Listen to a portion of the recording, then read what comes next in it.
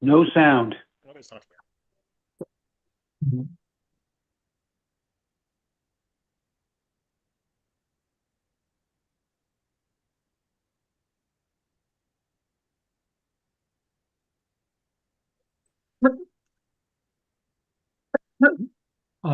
Good afternoon. My name's Eric Blank. I'm the chair of the commission. Before we go on the record, we're going to start with PUC Director White for a short explanation of the purpose and background of this meeting.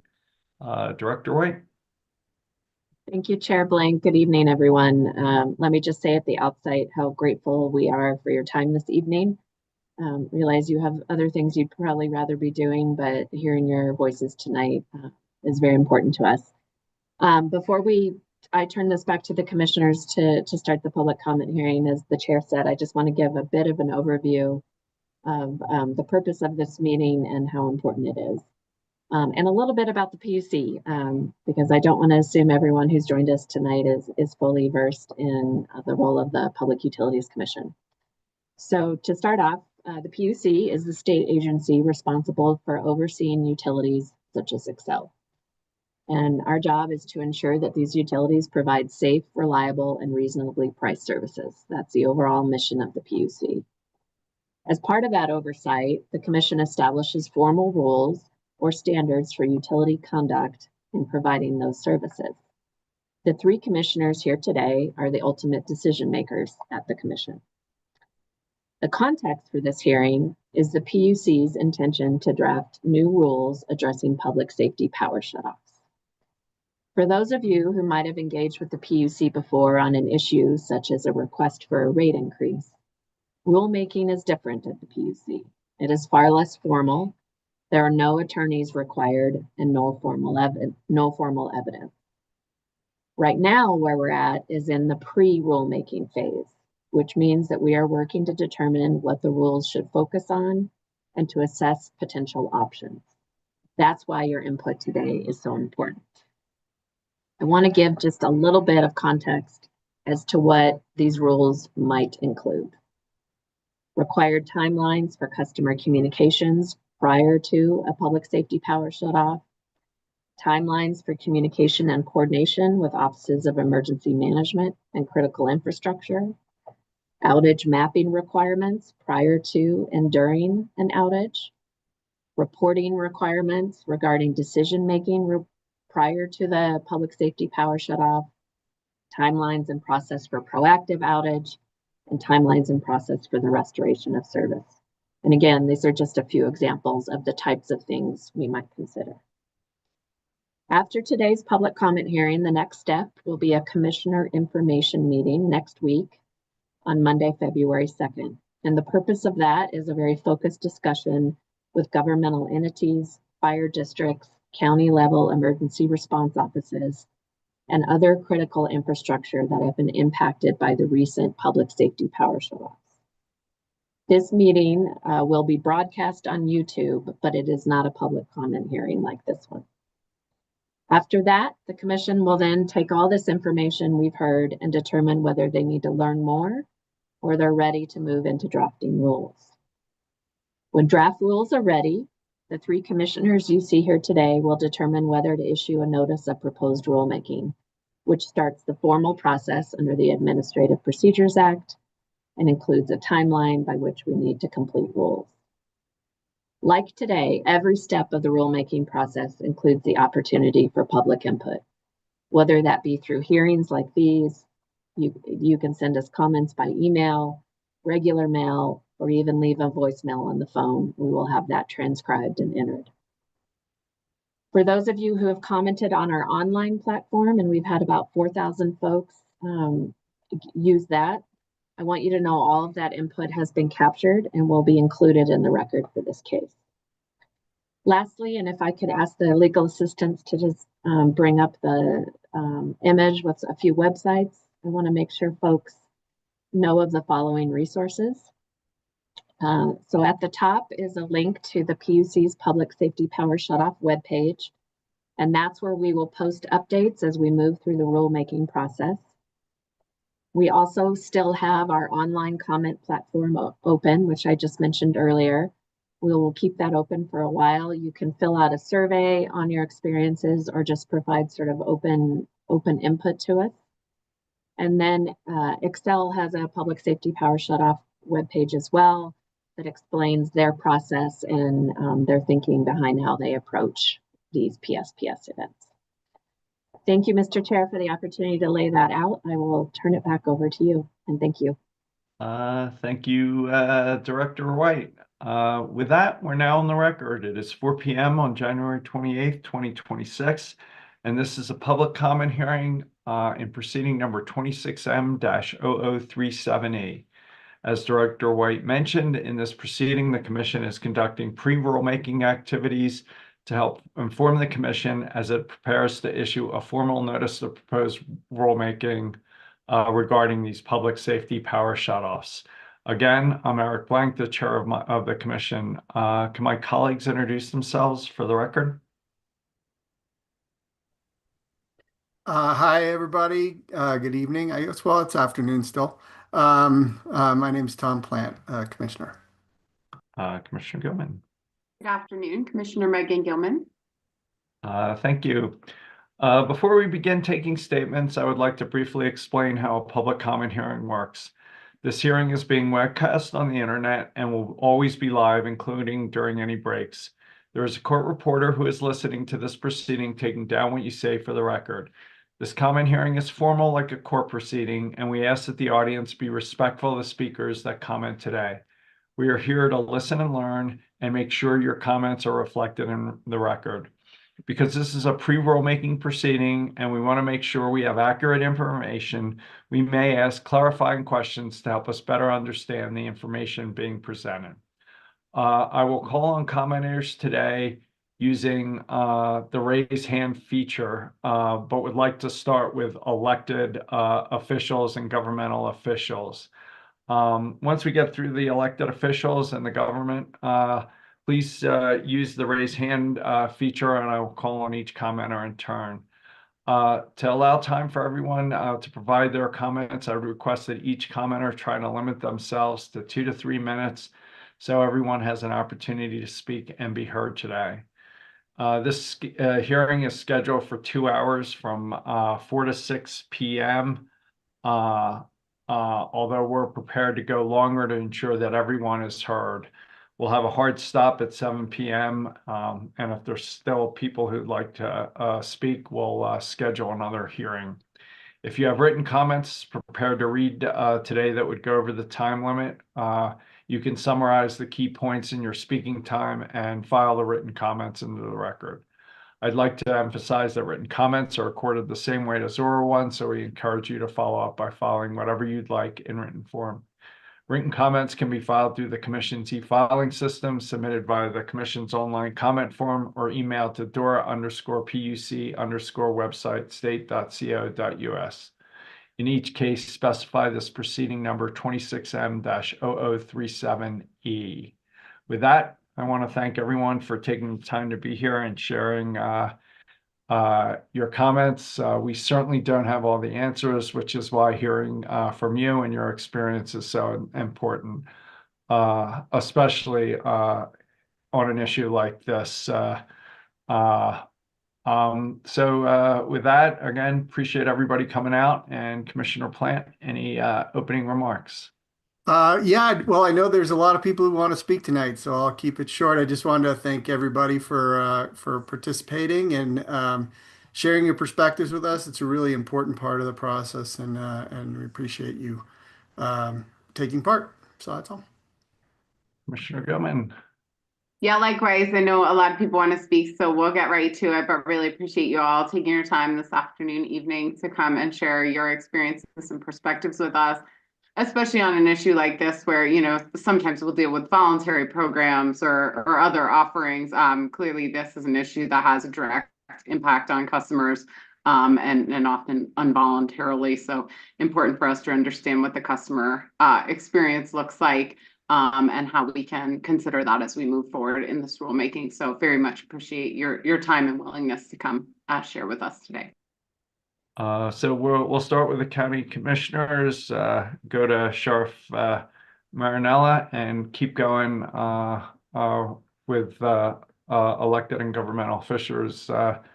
County Commissioner Hartman Ball, you want to start us, and then we'll go to you, Commissioner Aiken.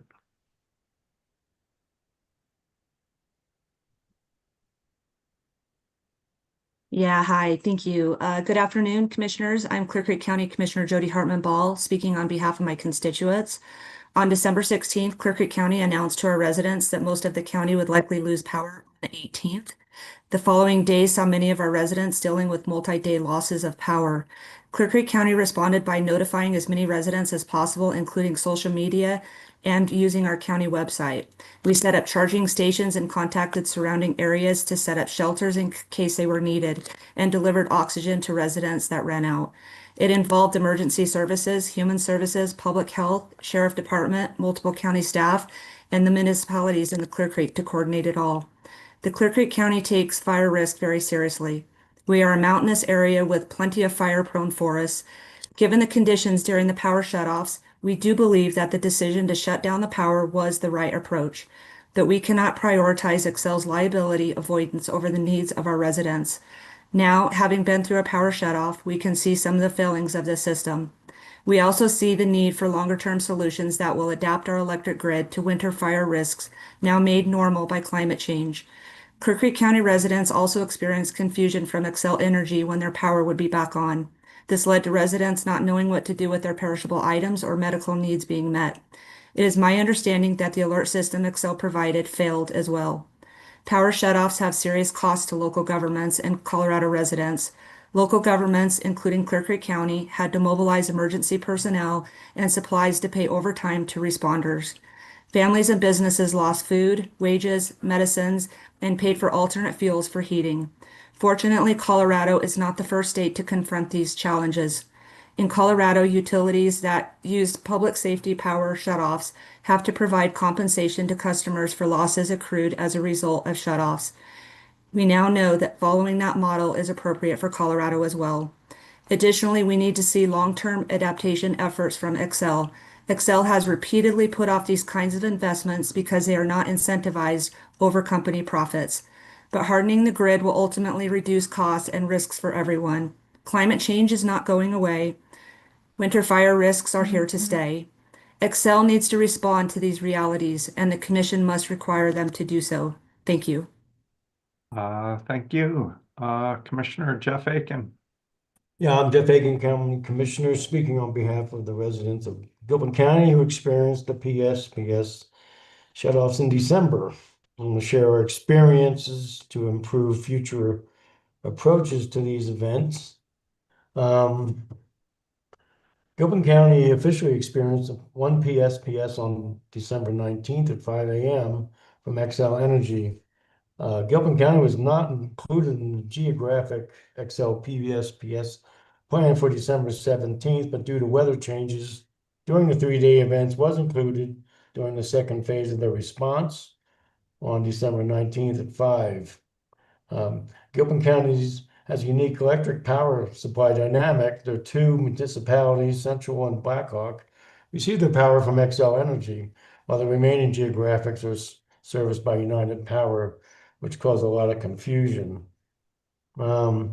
So widespread power outages hit Gilpin County starting December 17th through the 22nd into the 24th even.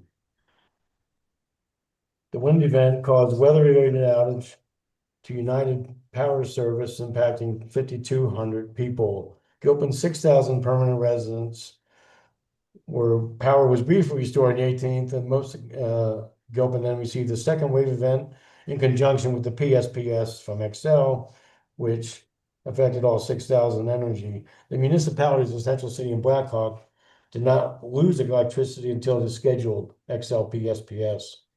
From a duration standpoint, power disruption to Gilpin during this event was up to 5 days, with final restoration to areas occurring on December 24th and later. During the PSPS, Blackhawk Emergency Radio Communications experienced disruptions because of generator backup failures, leaving emergency services and dispatching very vulnerable. Central City, without vulnerable alternate power backup in its fire department, had its communications greatly crippled, affecting fire and EMS responses. The Blackhawk Water Treatment Plant was not able to be remotely operated because of the power disruption to its IT systems. Both municipalities incurred additional costs associated with it. Additional staffing to maintain backup generator fueling, IT systems management, facility repairs due to power surges during restoration, and police and fire responses. In closing, the December PSPS events in Gilpin demonstrated how extended power shutoffs impact public safety, critical infrastructure, financial revenue, and from the people perspective, these power shutoffs cause harm. I think Xcel made the right call given the level of risk from the fires, but shutting off power in the middle of winter to families and businesses can't be our only way of responding. We need long-term adaptation solutions, which means grid hardening. Xcel has put off this kind of improvements because it costs them money, but shut-off events just put the cost onto local governments and regular Coloradians. People lose power to oxygen, refrigerators, their homes to heat, and public say PSPS can't be the only way to answer these events. They need to take action to make the grid more resilient, and this commission must require these improvements sooner than later. Thank you for your time. Thank you, sir, for joining us. Greatly appreciated. Sheriff Reggie Marinella? Nellie? Thank you so much. Thank you for having this meeting and allowing us to speak with you. I would also ask that you allow my emergency manager, Nathan Whittington, to speak on other aspects from what I'm going to speak of. Obviously, I will agree with what Clear Creek County Commissioner Hartman Ball stated.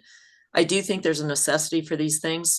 We did have fires that were caused in Jefferson County during the PSPS.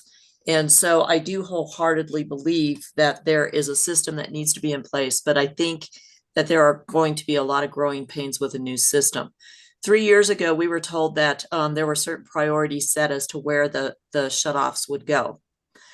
So I'm not going to talk about the fact that we did have to evacuate assisted living residencies, or the fact that the early notification systems were not done, I don't think, in enough advanced notification. Plus the fact that a lot of people in the mountain communities lost access to their cell phones because of towers that went down. What I'd like to bring up is the sheriff. Every entity, every county entity deals with this. We were told 3 years ago that we were a low priority because we were a government campus. And so the chances of us losing our power on our government campus was very likely. What I would like to do is explain to you the differences between county government and other government campuses. In any county government campus, we run a jail. I have upwards of 1,000 inmates at any given time that live on this government campus. So when we lose power, we have the inability to service those 1,000 residents that are living within our jail. Now, we do have generators that we have to service regularly and make sure they work. Because our jail is so large, when you look at losing power, you look at the inability to feed our inmates, the inability to flush our toilets. Our systems are not built like a normal household. It's built for the safety and security of the residents that live therein, which are people that have been accused of crimes. So what I am asking is that the commission sits down and reprioritizes certain government campuses as they have been labeled, because we have people living here. We have to continue. Now, during this recent outage right before Christmas, there was a power situation in the Broomfield County Jail. We were on standby to take all of their inmates. We were on standby to take all of Gilpin County inmates. we actually did take the entire population of Clear Creek County inmates. So if we would have taken Broomfields and Gilpin's, we would have had the population of 4 county jails living inside Jefferson County Detention Facility because of the fact that we have generators that are diesel powered and that we could still perform some of our abilities to care for the people in our jail. So I would ask that the commission reprioritize what government campuses are and realize that on a county government campus, there are people living there and residing there in large numbers. And again, when you look at the way our facilities run, you need electricity in order to flush toilets. You need electricity in order to be able to feed these people. One of the other things I want to mention also is our towers. I also am part of the JEFCOM board, which is the Jefferson County Dispatch Center. So our towers up in the mountains, some of them have generators, some of them do not. If we lose the power on those towers, we do not have the ability to communicate across several entities, to include all of the cities within Jefferson County, and be able to communicate across dispatch radios. So it's very intricate in the way that sheriff's departments work, because we have to have those towers. We have to have the ability to be able to provide for our inmates. Another thing we also noticed during this is our evidence vault was not part of our grid system attached to our generators. And so there is evidence of crimes that we're going to lose. We jumped on it immediately and were able to pull power. But when you look at entities as large as our sheriff's department, there are certain things that have to still continue. So I would ask that the commission look at the priorities and reprioritize government campuses. We also had to let our courts go because we did not have electricity over at our court facility. Now, when a person cannot go to court and cannot argue their innocence in court, we could get sued. That is a civil right that people are allowed to go to court and argue their cases. So when it comes down to us having to shut down a courthouse, we also shut down those civil rights for people. So I'm also asking, as another arm of that government campus, another reason for us to be a higher priority to not lose the power when we do these PSPS.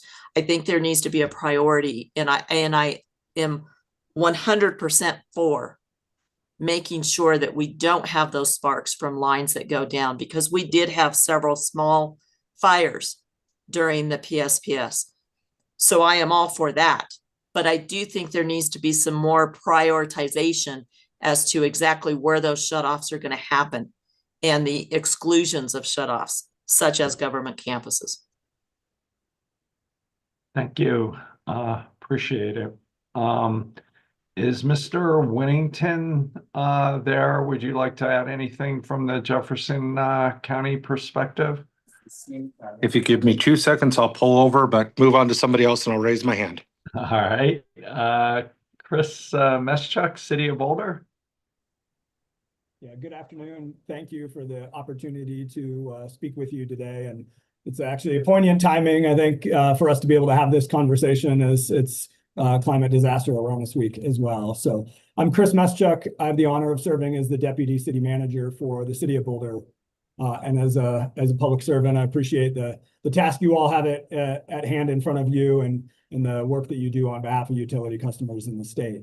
So we find ourselves in a bit of a challenging situation, I think, because on one hand, we're actually grateful that Xcel took the actions that they did.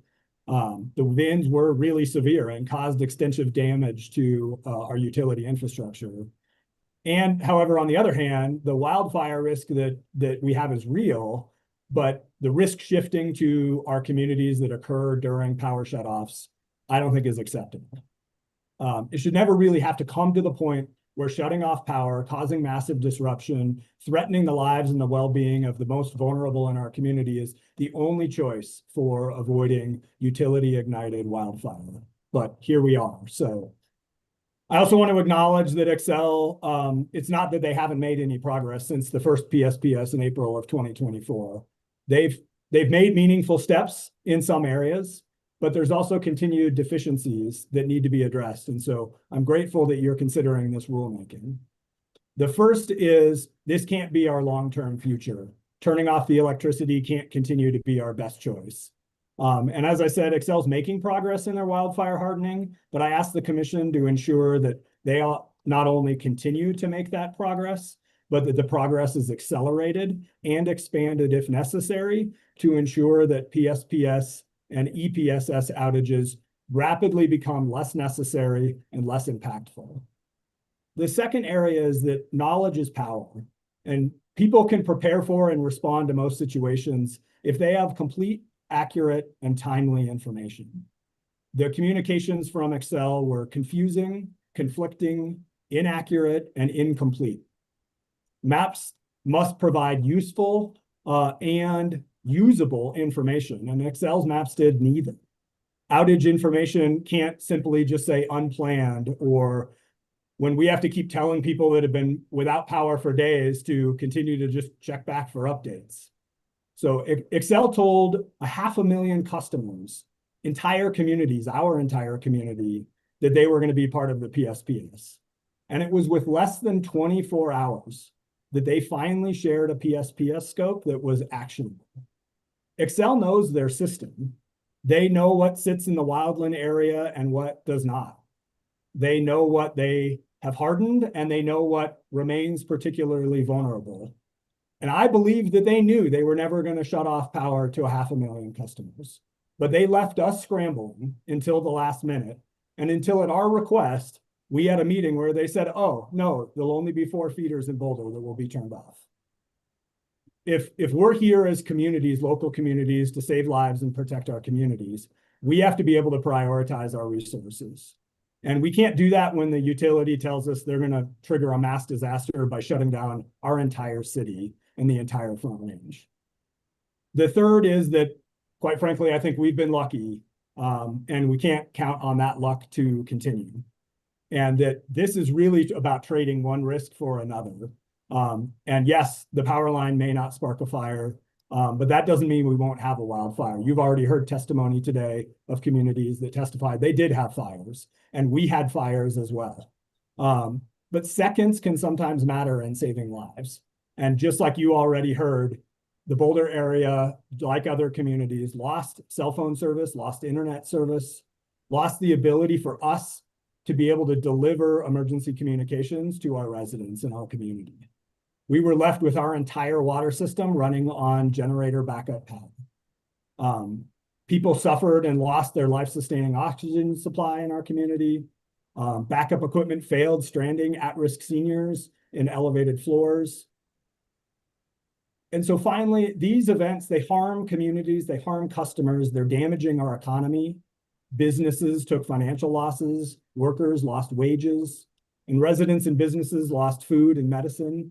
And so we can't keep letting the exact same people and businesses pay the price for these outages. And so I think ensuring that there are financial resources available to help those that are impacted repeatedly by these extended outage events as well. So in closing, I just want to thank you all for taking the time and providing this opportunity for us, those who are impacted, to share our thoughts. And I know our city staff team stands ready to work with you all. But I want to emphasize that doing nothing or doing too little, it really isn't an option we see anymore. So on behalf of my community, our community, I'm grateful for your service and for the efforts that you're taking on this important issue. I appreciate it. Thank you. Thank you. Greatly appreciated. Mr. Whittington. Good afternoon. Can you guys hear me okay? We can. Perfect. Commission, thank you for the opportunity to provide an overview of Jefferson County's experience during the December public safety shutoff. Jefferson County experienced 2 PSPS events beginning December 17th, with many residents affected by both consecutively. First, PSPS impacted approximately 32,000 customers in Jefferson County and roughly 60,000 customers across the broader area. The second PSPS on December 19th, placed approximately 23 county residents' address points in the area of concern, affecting an estimated 51,000 people. Importantly, many customers from the first event had not yet been restored when the second event began, resulting in compounding and prolonged outages for mountain and foothill communities. From a duration standpoint, power disruptions extended up to 7 days, with final restoration updates occurring on December 22nd. Jefferson County OEM began monitoring conditions on December 14th and remained engaged through December 22nd, reflecting the extended operational footprint of the event. The Jefferson County EOC transitioned from monitoring to partial activation on December 17th and full activation on December 19th. The EOC was activated for 4 days with twice daily briefings and continued coordination outside of the formal activation. Approximately 165 personnel were invited to EOC briefings, with 80 to 100 participants on every single briefing. These included county departments, municipalities, fire, law enforcement agencies, public health, human services, state partners, nonprofit, and utility representatives. In total, 9 jurisdictions across the North Central region activated emergency coordination structures, underscoring the regional nature of the impacts and need for cross-jurisdictional coordination. Critical infrastructure, as already stated here, impacts were of the central concern. Our county jail, as the sheriff alluded to, required some help and relocation from other areas. Water and fire protection systems were also affected. In Indian Hills, power loss impacted water system pressure, raising the potential for a boil water order and limited firefighting capability. The EOC coordinated potable water distribution and deployed a water tender to maintain fire response and readiness. Healthcare facilities participated in coordination calls and maintained operations. However, long-term care facilities and assisted living facilities required evacuation support in multiple locations, coordinated through public health and the state medical operations, as well as the Jefferson County EOC. Vulnerable populations experienced significant hardship. A senior subsidized housing complex in Evergreen experienced prolonged outages affecting heat and living conditions, illustrating the challenge of generator limitations in multi-unit residential settings. Community support resources were activated throughout the event. Charging and resource centers in Lakewood, Evergreen served approximately 1,000 residents. The American Red Cross provided overnight sheltering in both Jefferson and neighboring counties. Food security emerged as a time-sensitive issue. Through coordination with the state EOC, a mobile freezer and generator were deployed to Evergreen Christian Outreach, preserving food supplies intended for both housed and unhoused population during the holiday period. Public information and call management were critical to maintaining emergency response capability. The county established informational hotlines that handled over 50 calls, helping divert non-emergent demand away from 911. Power restoration timelines were influenced by significant infrastructure damages to a feeder line serving the Bergen Park and Conifer areas. Repairs required helicopter assistance due to terrain and access constraints extending outages. In recovery, Jefferson County initiated debris mitigation efforts, and school closures were implemented to protect students and staff during these outages. In closing, the December PSPS events demonstrated how extended power shutoffs impact public safety, critical infrastructure, vulnerable populations, and regional emergency operations simultaneously. While partners across all levels work collaboratively to mitigate the impacts during the scope, events highlighted the growing impacts of infrastructure resilience, clear communication, and coordinated planning as PSPS become more frequent. Bottom line up front, it takes a village. So what in all that was a success? Our biggest success, and I would recommend to the PUC when you're looking at rulemaking, are two things. Number one, as my sheriff alluded to, how are we defining critical infrastructure? How are we rating the criticality of those infrastructures? And how can we start categorizing them so that when we say this is a critical infrastructure, Xcel can do everything they can to preemptively not de-energize that. The list of critical infrastructures that we have is 83,136 sites. Without having a formal way of categorizing these, I expect these to continue. The other thing I would highly recommend that was a huge win for Jefferson County is we had an Xcel representative in the Emergency Operations Center. So when questions, concerns, or impacts were starting to be felt, we could roll right over to that Xcel representative and ask the question, what's going on, and get direct feedback. The other thing that I would like to add is, as I mentioned, there were 9 agencies in the North Central region that activated emergency response or EOCs or something along those lines. There has got to be a much broader statewide coordinated response when 9 agencies are being impacted in the state of Colorado. Thank you for your time. No, thank you. Greatly appreciate your comments and participation. So thank you, sir. Are there any other government officials, elected officials, or utilities or institutional entities on who'd like to go next? Mr. Schmidt. Yeah, hi. My name is Michael Schmidt. I'm the chief of the Sunshine Fire Protection District, just west of Boulder. Thank you for letting me speak.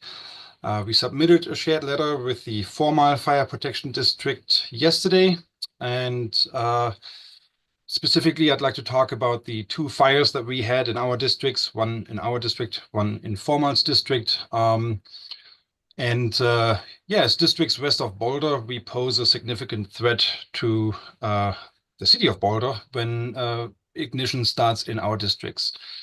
The 2 fires we had on December 20th and December 22nd were both started by downed lines that had been reported to Xcel.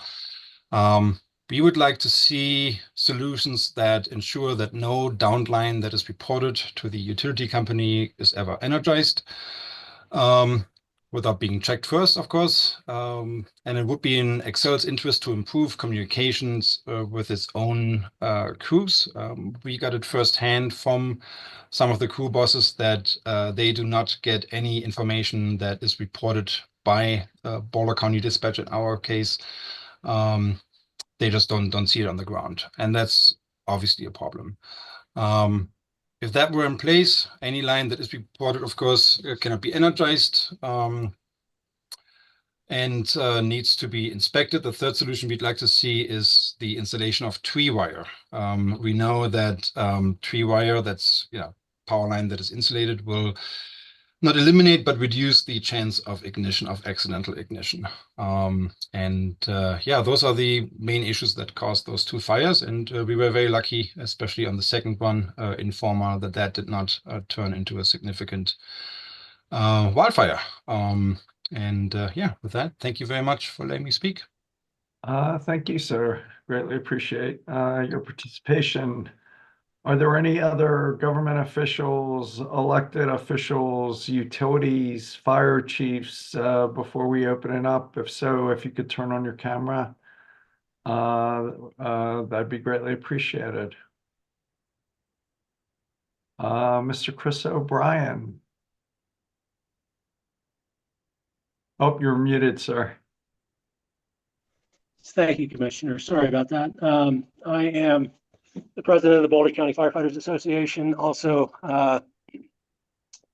really what our big concerns are beyond what Chief Schmidt just reported is, of course, the knockdown effects on other utilities, which are customers of Xcel, for instance, CenturyLink, Lumen. In many cases, and in fact, during the PSPS, not only the PSPS in 2024, but also the 2 PSPS in 2025, all of the communities west of Boulder lost the ability to call 911. Nearly every single volunteer agency, there's 18 west of Highway 36 in Boulder, stood up their stations to make sure that they were staffed so that the communities would have a way to reach 911 and would have that communication outward to the rest of the larger world as it is. So certainly a concern there is, and obviously pointed out also by the county commissioners, the knockdown effects online to the other utilities that are customers of Xcel. Thank you. Thank you, sir. Appreciate your joining us. Any other elected officials, government officials, utilities, fire chiefs? Please turn on your camera.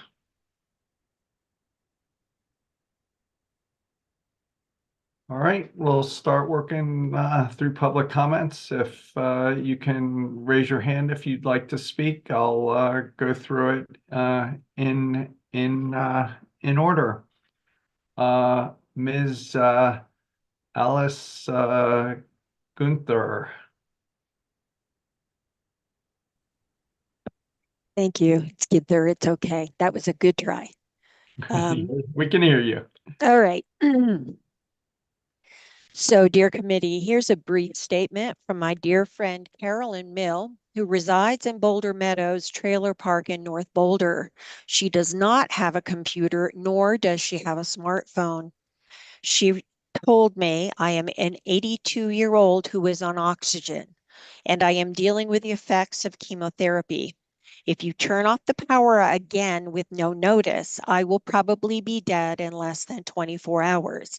I have about 6 hours of oxygen on my battery-powered oxygen pump. I can't call for help as my landline is a small cell phone. She's referring to a flip phone here that won't work when the power is out. I have no way of charging anything. No one is coming to my rescue. Now, my comments here, just so it's clear, my friend has COPD, and it has been getting worse over the last 5 years. But I do believe that the voices of the underrepresented are extremely important to hear. And because I do know how to use today's technology, I believe it's important you understand the impact of policies you haven't researched before implementing, and that goes to Xcel. I hope I will continue to have my friend in my life for a good long time, but she really doesn't have backup. That's all I had to say. Thank you very much. Before you sign off, will you reach out to someone on our team, maybe Megan Castle, and I think make I have sure, her.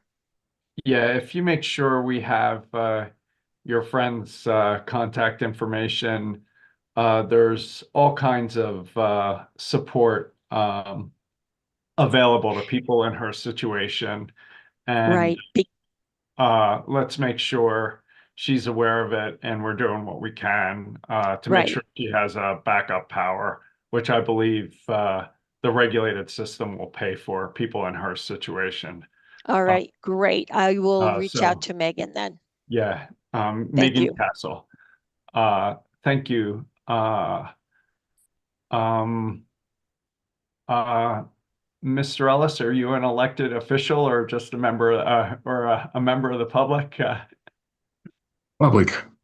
All right, I'll take you. I'll just keep going down the list. You'll be fifth. Ms. Kelly Tannenbaum.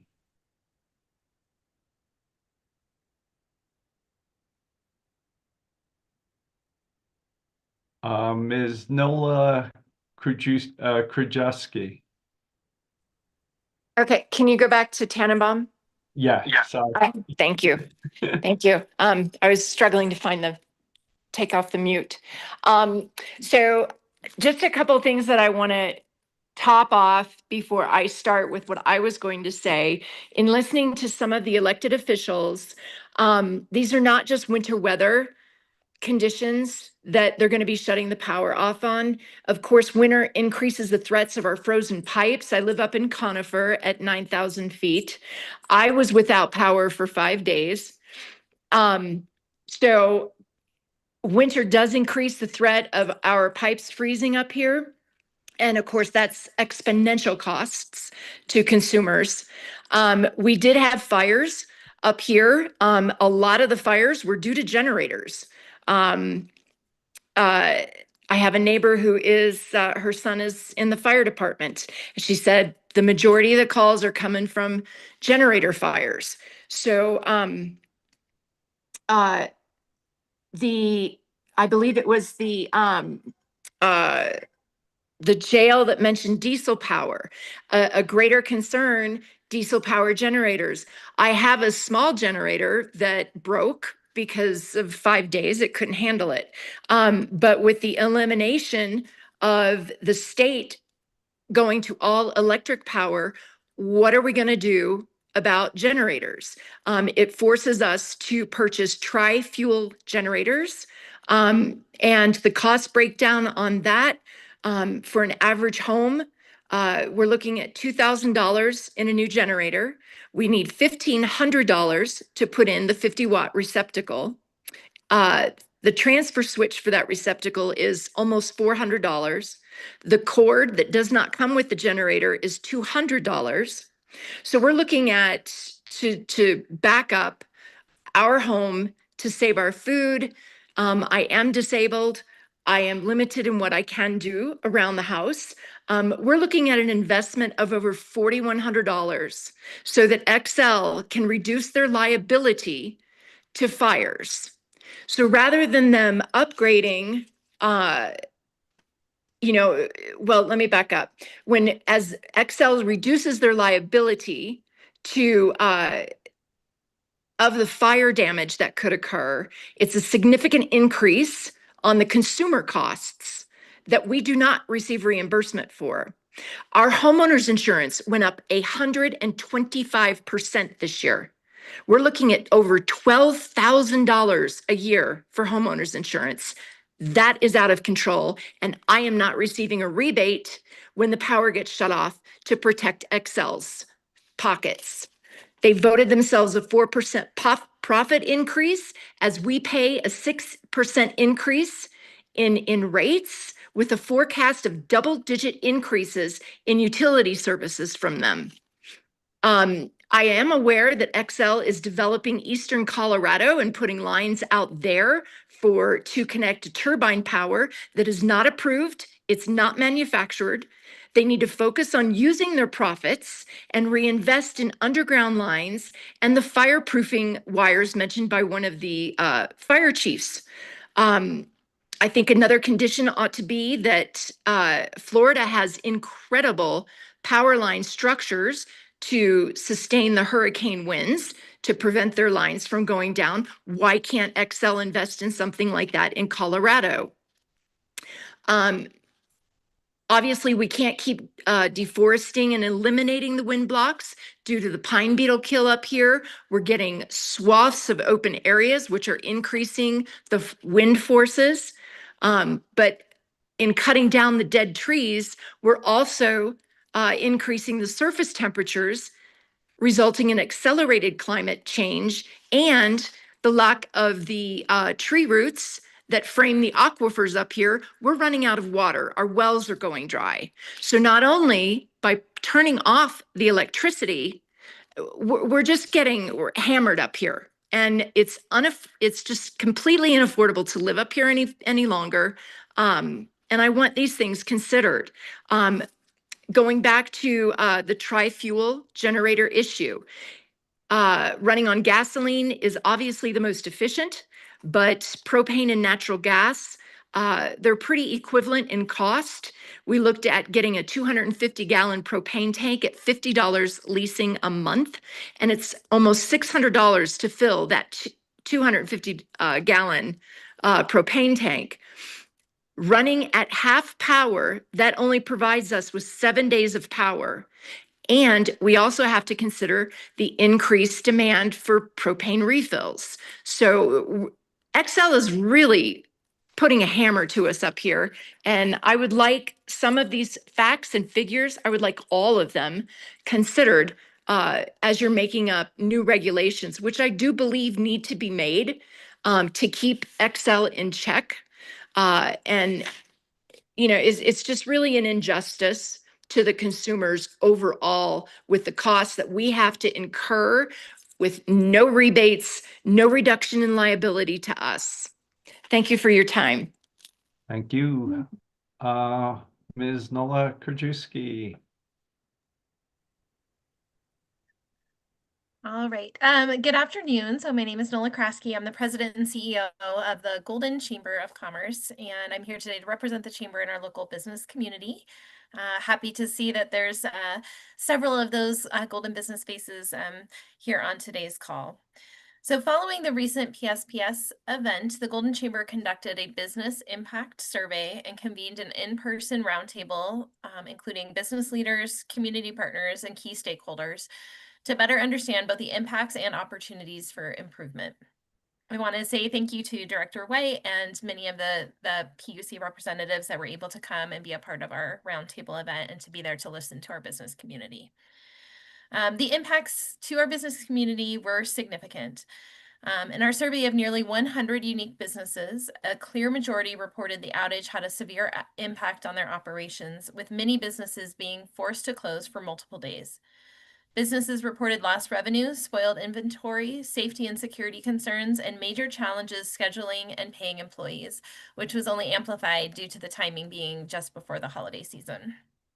The financial impact was estimated as nearly $2 million for this specific event, and that is just for the businesses that reported information within our survey, and we know that that only accounts for a small portion of the business community in Golden.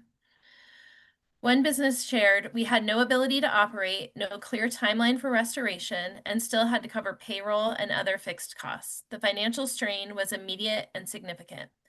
That experience was echoed by many others. We heard from a wide variety of industries representing various areas of Golden, and across them all, a consistent theme we heard was communication failures. Businesses experienced conflicting or incorrect information, outage alerts that were not clearly tied to business addresses, and a lack of reliable restoration timelines. This made it extremely difficult to plan staffing, communicate with customers, and protect assets, and it ultimately eroded trust in the PSPS process. Importantly, businesses are not just asking for accountability, but they're asking for solutions. Ideas raised during our roundtable event included more accurate and targeted outage communications, longer advance notice, technology and infrastructure investments to reduce the scale and duration of shutoffs, incentives or rebates for mitigation, and options such as shared generators, backup power hubs, or priority restoration for key commercial corridors. Our business community understands the importance of public safety during severe weather events. What we're asking for is a more balanced approach, one that incorporates economic impact, preparedness, and partnership with local communities into PSPS planning and response. Foothills communities such as Golden and our neighboring surrounding areas should not have to assume disproportionate financial risk for every wind event. There has to be a more balanced approach that keeps communities safe from catastrophic fire and wind events, but doesn't drag down people's livelihoods and the economic fabric of communities every time there is significant wildfire risk. The Golden Chamber of Commerce looks forward to continued collaboration with utilities, the commission, and local governments to improve outcomes before the next event occurs. Thank you for the opportunity to share these perspectives on behalf of our business community. No, thank you. And if you have a written summary or anything you can share with Megan Castle, that'd be great. I'd love to see that as part of the record if you have that. Yeah, absolutely. We can share our slides as well as our executive summary from the event. Thank you. Rainbow Schultz. Thank you. To introduce myself, my name is Rainbow Schultz. I own a small restaurant in Jamestown, which is a small town here in western Boulder County. I felt it was important to provide my personal experience as a small business owner during this wind event to you at the PUC. I know that the shutoff was devastating to many small businesses in our community, and I wanted to just briefly provide you with my personal experience. April last year, the power was turned off without notice during the earlier wind event, and without any communication, it was turned off for 5 days. My restaurant lost its entire inventory because of loss of refrigeration. I contacted my local elected officials, and they all assured me that I could just file a claim with Xcel. Spoke with them after days gathering every single receipt. Xcel just denied the claim of $8,000 because it was turned off for safety. So then during this year's wind event, I was determined to prepare, not suffer the same losses. But then Xcel actually sent me an email on December 16th stating that I would not be in the turnoff area. So I moved forward, resupplying my inventory, and this time lost closer to $12,000 plus the 5 days loss of business with no communication from Xcel as to when it would be restored. I know this might seem like a small number, but it's definitely enough to potentially close my business and lose employment for my employees. And I know other smaller businesses in our community came just as close to closing during this event. Also, just incidentally, as earlier stated by Chris O'Brien, because Lumen removed our town's battery to our landlines, none of us had Wi-Fi, none of us had cell service, none of us had landlines, no access to 911. So we were just left truly in the dark. I've lived here in Jamestown for 25 years, so I do know how devastating a wildfire can be, specifically even one caused by Xcel. But I do think that there needs to be accountability enforced where Xcel either reimburses customers for their loss or is required to put some of their profit into a sustainable system such as underground lines. I just don't otherwise see any incentive for Xcel not to continue to turn off the power and continue to leave the burden on customers such as ourselves rather than just have the money go towards their profit every single time that it's windy. I just hope that there are plans for our power provider to have an obligation to at least work towards building a system that provides power using a system that works in this climate that we live in. Thank you. Sorry for your losses and appreciate your sharing and hope we can collectively find a way to improve the notice.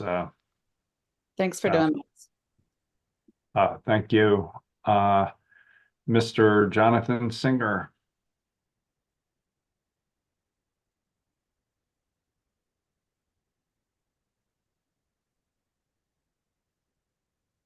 All right, good afternoon. Chairman Blank and Commissioners, I'm Jonathan Singer, Director of Policy Programs at the Boulder Chamber, and represent our diverse network of over 1,300 member businesses. Our local businesses are Xcel's partners in the economy, and right now, today, you're hearing a lot of tension, and what we want to build towards is teamwork. We need to shift from simply reacting to weather events and actually proactively investing in a resilient grid that protects both our hillsides and our main streets. And while the Boulder Chamber of Businesses we represent fully recognize that public safety and wildfire mitigation are the highest priorities, and we don't envy the difficult decisions Xcel Energy must make during extreme weather, the 2025 event revealed systemic missteps in communication and execution that left so many of our businesses reeling. It also revealed what we all recognize, whether planned or unplanned, power outages of this nature have devastating impacts on our businesses with long-term impacts on our economy. So we've come to some big decisions here, and we'd love to hear back from the PUC as well as our partners across the spectrum here. We must invest quickly in the infrastructure that will dramatically reduce the frequency of these outages, and we're going to call it an investment blitz. And in the meantime, we need to adopt some resiliency measures that help our businesses. So if you haven't seen it yet, we'll send it to you in our comments as well. We conducted a business survey of 300 local employers.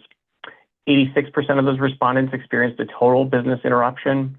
The average final financial loss per business was $25,000. 9 respondents reported losses exceeding $100,000 in a single weekend. And more than 20,000 workers were impacted, with half of the employees at responding businesses unable to work or receive pay during that outage. It hit retail, restaurants, tech, professional services during a critical pre-holiday surge. And one local coffee shop said they lost about $15,000 and are scrambling to recover today. So what does this infrastructure investment blitz really look like? First, we need to enhance our electric power system to avoid these types of power outages, planned or unplanned. We know the wind is going to continue to roar, and the drying climate makes fire risk even a more prevalent concern. And that's why we need to really invest in a way where when we see foresee these calamities coming our way, that we can take the immediate steps necessary to prevent it, not just mourn the impact and clean up the damage. We need to allocate financing mechanisms that will give Xcel Energy the tools and incentives to invest in the workforce, materials, and engineering to move as quickly as possible, to harden our electric system in the most vulnerable areas. And this could include undergrounding of lines, stronger power poles, you've heard this already, grid hardening to make shutoffs as infrequent as humanly possible. You've already heard about some of the communication gaps that occurred. And rather than cast blame, here are a few of the suggestions that we're going to really put out there. First of all, we encourage the PUC to work with all parties to create a stakeholder table that will establish a formal protocol. It'll involve the city, the emergency operations centers, business groups like the Boulder Chamber to ensure businesses are kept in the know. And this protocol would include having a stakeholder map with up-to-date and searchable functions to keep property owners and their tenants aware of critical changes in as close to real time as possible. And as far as resiliency support goes, we need to seek creative solutions to finance both long-term and short-term response and resilience efforts. One of those things in terms of short-term resiliency support is bridging solutions. We've received suggestions from our businesses and got some feedback to Xcel already. And know we know some of these plans are already implemented in other communities. Refrigerated truck convoys, alternative mobile office sites, subsidized backup power generators and battery storage units. California and other places are investing in microgrids and other alternative power resources. And last but not least, the insurance situation that we're seeing with our businesses right now. There's a current denial by default stance on insurance claims that are happening.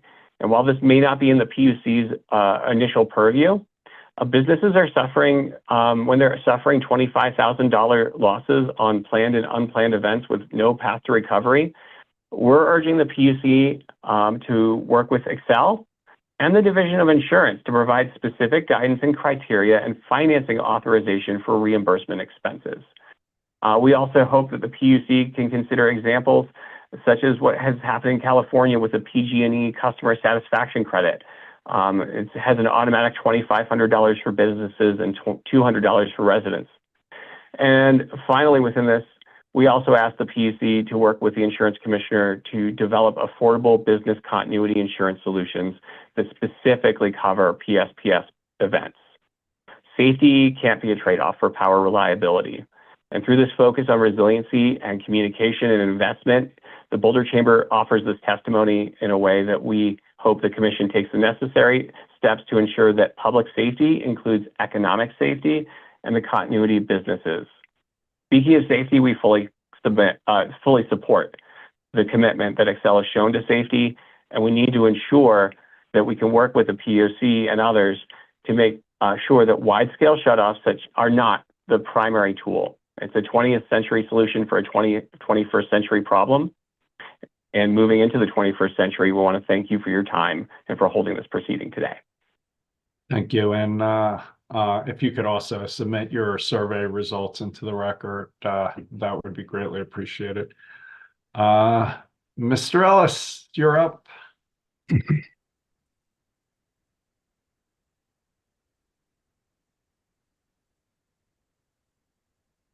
Thank you. Yes, Bill Ellis. I live in the northwest corner of Boulder County and living in an area that's heavily forested, subject to wildfire hazard and high wind events. In concept, I support the idea of public safety power shutoffs. However, that public safety action also creates another public safety concern, and that was expressed by Chief O'Brien earlier and Rainbow Schultz also, and some of the other people that have commented. We live in an area without cell phone service, and Lumen failure to keep their adequate power back up in their system up here means that with the power shutoffs, we also lose after 2 or 3 hours our 911 and reverse 911 capability. So the public safety power shutoff actually creates another public safety hazard in that context. I commend Xcel for doing a lot of work up there, replacing poles and doing some removing of vegetation and so forth. But I think the system, one of the answers is, as we've heard earlier, is increased hardening of the system. And because we're on the end of the Xcel network up here, when power is restored, we're the very last ones to get power. We were without power for 96 hours, whether it was due to the power shutoff or down lines, I'm not sure. But it seems like it takes an extraordinary amount of time to get the lines inspected and get the power turned back on. So that's basically my comment. The biggest concern is the loss of 911, reverse 911 services in an area that's subject to wildfire hazards to begin with. So that's a serious problem. It's going to probably require a collaboration between Xcel and CenturyLink, Lumen, whatever they call themselves these days. So that was just basically the concern I wanted to emphasize today. Thank you for the chance to comment. Yeah, thank you. And maybe that's something we can look into, seeing if the regulated system can provide backup power support for cell service in these communities. So appreciate your comments. Mr. Nathan Weiser. Yes, hello, and thank you, commissioners, for holding this public comment period. Very much appreciated. I must say I'm very proud and pleased to hear so many local governments working so hard to address these issues. Makes me very proud of them. I just want to mention I live in Golden. I'm just a citizen living in a house. I'm a believer in climate change, and my wife and I have, for the past 15 years, gone about the expensive process of electrifying our house, which is now fully electric, which means it's completely susceptible to PSPS, such as the two we encountered what was it, December 17th and 19th.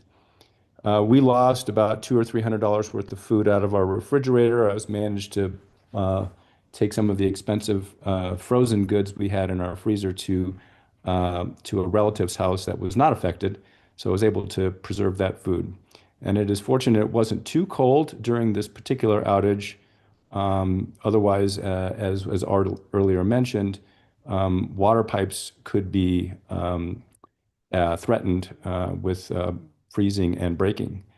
It's clear that to me, it seems it's clear that some of the millions and possibly billions of dollars that Xcel is making annually should be diverted to hardening the grid.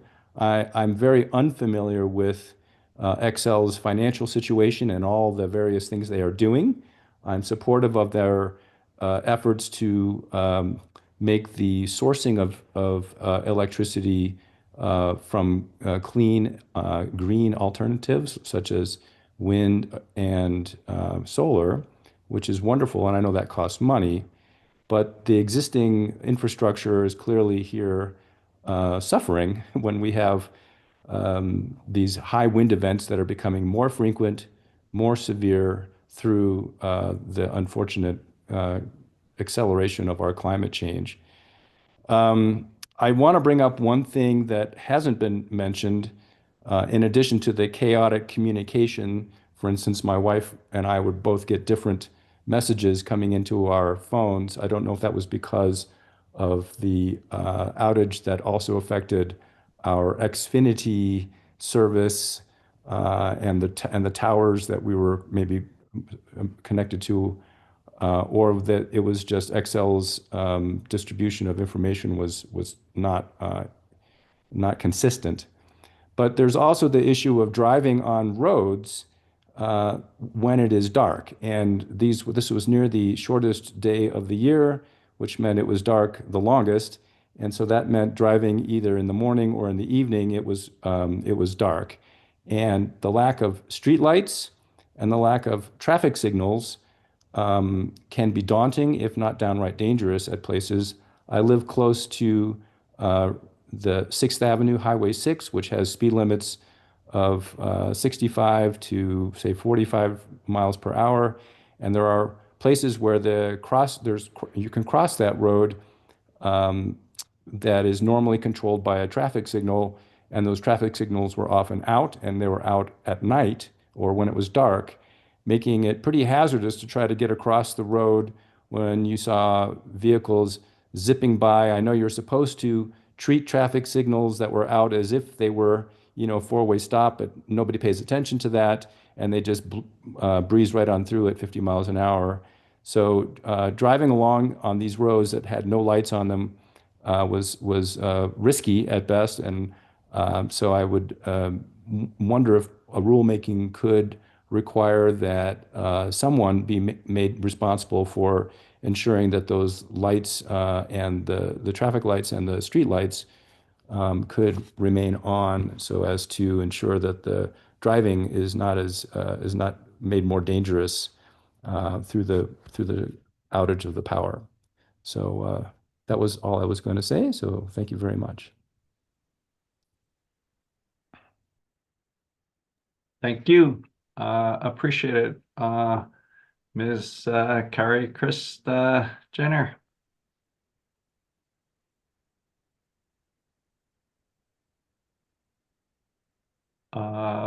Mr. Brent Anderson. Mr. Brent Anderson.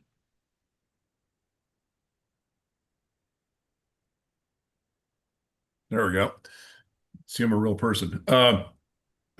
My name is Brent Anderson. I am a resident of Golden, and I operate a business, Reside Holdings, in Golden. Obviously affected by the wildfire. I'd certainly appreciate the opportunity here to provide comments for you to take on what I think is a thorny issue, to say the least. The reason we're here, and I'd like to focus on maybe some higher level concepts that I think need to go into this rulemaking discussion. We're here because of wildfire risk. The question becomes, how are we going to take and manage that risk? And so as you look through this rulemaking process, first of all, I would urge you not to focus on fixing what is already a broken process. PSPS process at best is an interim solution, certainly improvements to be made, but it's not the answer. And thus, we need to focus, I think, on more permanent solutions, and with a goal being twofold. One, to eliminate the need for PSPS events altogether. And to the extent that they do occur, provide a mechanism for making damaged parties whole, whether that's loss of property due to fire or loss of profits due to business interruption and lost product and things of that nature. I think the current PSPS circumstance really gives Xcel two bad solutions. I mean, they face a relatively low risk of a catastrophic wildfire, or the alternative, which is the potential for a much higher probability of repeated losses from businesses, homeowner damages, et cetera, as PSPS events occur and are likely to occur more frequently through time. Further, the PSPS approach right now essentially externalizes the cost of wildfire risk, and even worse, concentrates it on specific populations within Xcel's service area. So the question, I think, becomes, how do we balance that? And to be clear, when I talk about risk, I'm talking about its really mathematical circumstance. It's the product of probability and consequence. How often might it occur, and what's the extent of that damage? So as you look at going through the rulemaking, I'd ask you to focus on two things. One, how do we reduce the possible probability of it happening at all? And furthermore, how do we reduce the consequences of that? And in doing so, I think we need to recognize the fact that wildfire risk affects all people in Colorado. It affects people in Xcel's service area. They had, I think, announced, I don't know if they ever did it, one up in Weld County here recently, far away from the foothills, as an example. And so I think we need to look at the fact that addressing this risk is something that needs to be borne similarly by all people, not just a select few within that. And I think that can be done with the PUC either through rate making or through the way that the PUC regulates Xcel. So, some solutions, some of which have been hit on before. Obviously, infrastructure improvements and upgrades are going to be necessary. I think more incremental grid infrastructure so that smaller areas are turned off and can be turned back on if need be. And I think more important, starting to look at it from an insurance and risk management circumstance. Uh, Perhaps establishing a pool that is maintained to address these kind of losses, be they, the possibility that some of these property is burnt down or they lose business revenues. Uh, Similarly, you can always put an excess layer above that pool in case of a catastrophic event. I think these are all things that are there. And I think the costs of these things are things that need to be spread over that rate base. Finally, I think one thing to think about, and I know it's outside the purview of the PUC, but I do think it goes hand in glove. Um, I don't think Xcel, for example, should be absolved of liability legislatively. On the other hand, to the extent that people may seek to recover, there are probably some limits on being responsible in doing so. I think that's a legislative fix, but I also think it's something where we need to put some boundaries on that if we're going to take and have an effective overall risk management program. So with that, thank you again for the opportunity to comment. Certainly be happy to take and work with you all as we look for a solution to managing this wildfire risk. Thank you. Thank you, sir. Hi there, this is Ms. Chris Janer. I'm so sorry that I didn't get to unmute like the previous person. Could I speak now or? You're up. All right, thank you so much. I am a renewable advocate and have done advocacy in the electric sector, both here in Colorado and California for about 15 years. And I will say that I have experienced PSPS events in many years ago, starting maybe 5-6 years ago in California. It's always extremely difficult because it's tenants that are experiencing it. In this particular case, my Boulder tenant, I do think she received adequate notice. She's all electric and I am a customer in Renewable Connect, so I have to keep the utilities in my name. I made sure that I informed her. I think the areas where the communication was confusing is in when the power was going to be put back on. She seemed to be very, cooperative and understanding. But she kept hearing, and because I was forwarding her the text that it would be coming back on, and it didn't, and then it would come back on, but we didn't know that it was coming back on. Obviously, there's an incredible complexity with mapping, but in the larger picture, I do think that it would be interesting to do a poll of the people that were affected by the Marshall Fire and the businesses that lost everything. Would they rather have a couple of days without power? I agree with many of the other elected or the municipal or county officials that it's probably the right thing to do, but I'm really glad that you're doing this proceeding.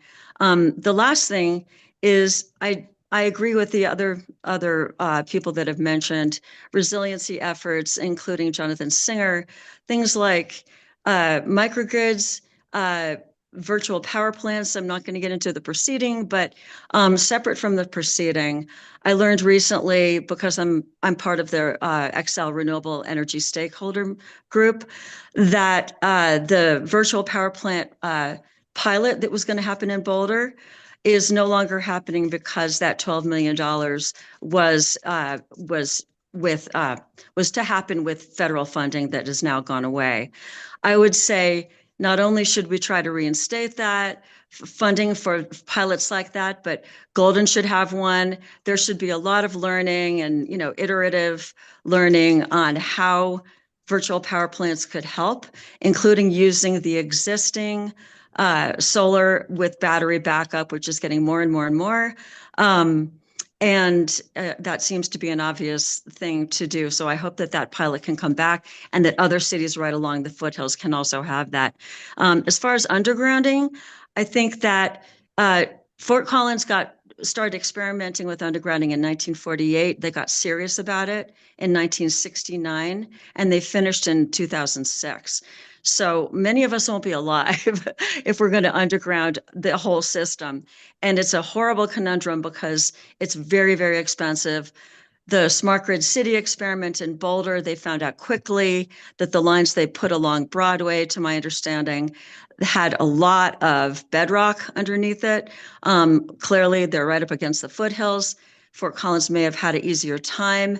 I do think we should do undergrounding, but it's going to be a process. And in the meantime, I do think that we should have these with all the precautions that have been discussed about people at risk. So, I appreciate the opportunity to speak. As far as renters, my Palm Springs renter did lose food in the last PSPS that happened in the Coachella Valley, and she was able to get reimbursed for her food for her renter's insurance. Just wanted to say that. Thank you. Thank you, Mr. Robert Carmichael.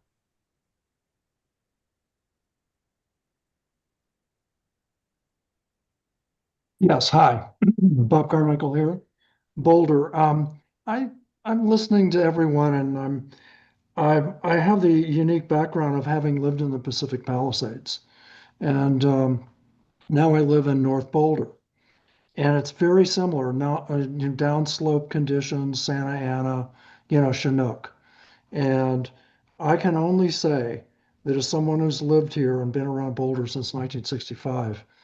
That the fire that happened in the Palisades can and is very probably going to happen in our North Boulder and Boulder itself. And I want to look at this issue from a much bigger perspective of climate change. I don't believe in climate change. I know that climate change exists. Carbon loading. We live in an era where our federal government is backing away from what was mounting to be a good approach to carbon reduction. And we have to get back to that. I also feel that if we look at Xcel Energy, an out-of-state, public, privately held company with $1.7 billion worth of profits, and this is who everyone so far has been saying, well, we can rely on Xcel because they have a big building in Denver. I'm sorry. Xcel was voted to be disenfranchised here in Boulder. And I think we need to revisit that. You look at their missed climate targets, both in 2022 and now in 2024.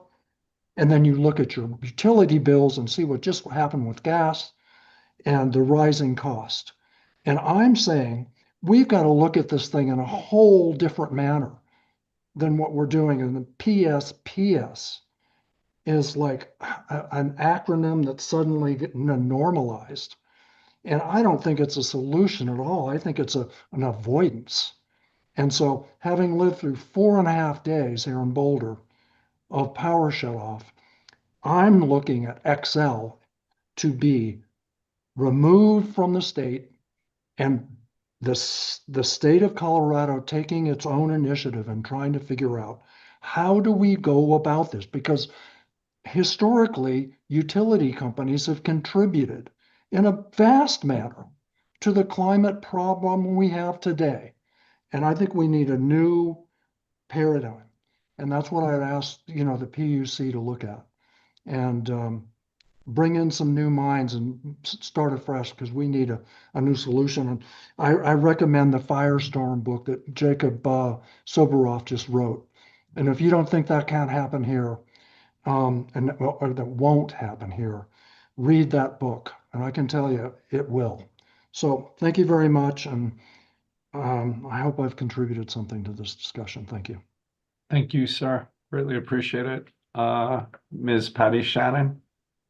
Thank you. All of my points have been made, so I'm not going to repeat them all.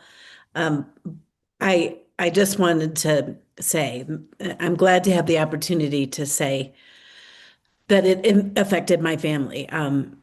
I was without power, and my senior parents were without power. And my father is on oxygen 24/7. So we made the decision to get hotel rooms in Westminster where we could rely on the power. It's very disruptive to senior citizens to have to be relocated, to have to pack quickly and be gone from what they're comfortable with, and especially when dementia is involved. And I think that that whole experience has been part of the decline I've seen in my father in the last month.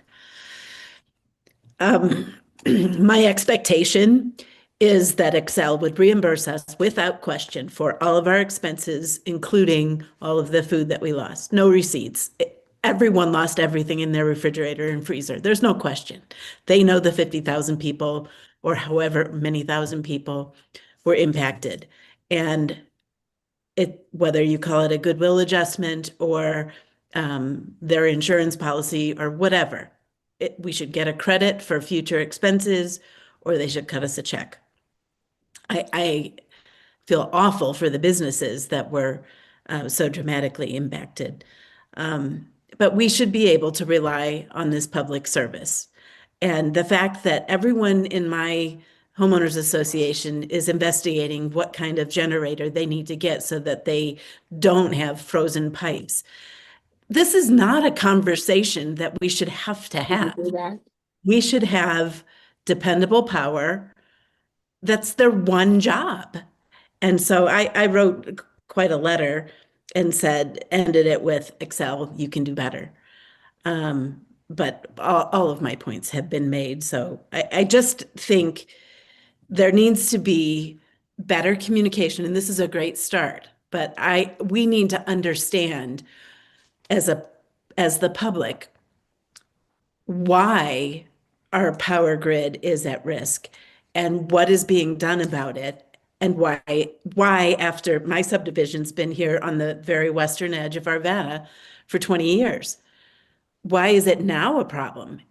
Have there been maintenance issues that have been put off? That's unacceptable. And so these repairs need to be done immediately. And I'm not going to pretend that I know what it takes to do that. But I've lived all over the country and I've never seen an issue like this. And as everyone has said, the burden shouldn't be put on the local public if there's something Xcel can do to improve it. And I think we've had some really great speakers with really good ideas. And so I will stop at this point, but thank you for giving us this opportunity. Thank you, and I'd encourage you to send in your written comments. And again, there may be things we can do to help your father. So you may want to check in with, again, Megan Castle. Thanks for participating. Thank you.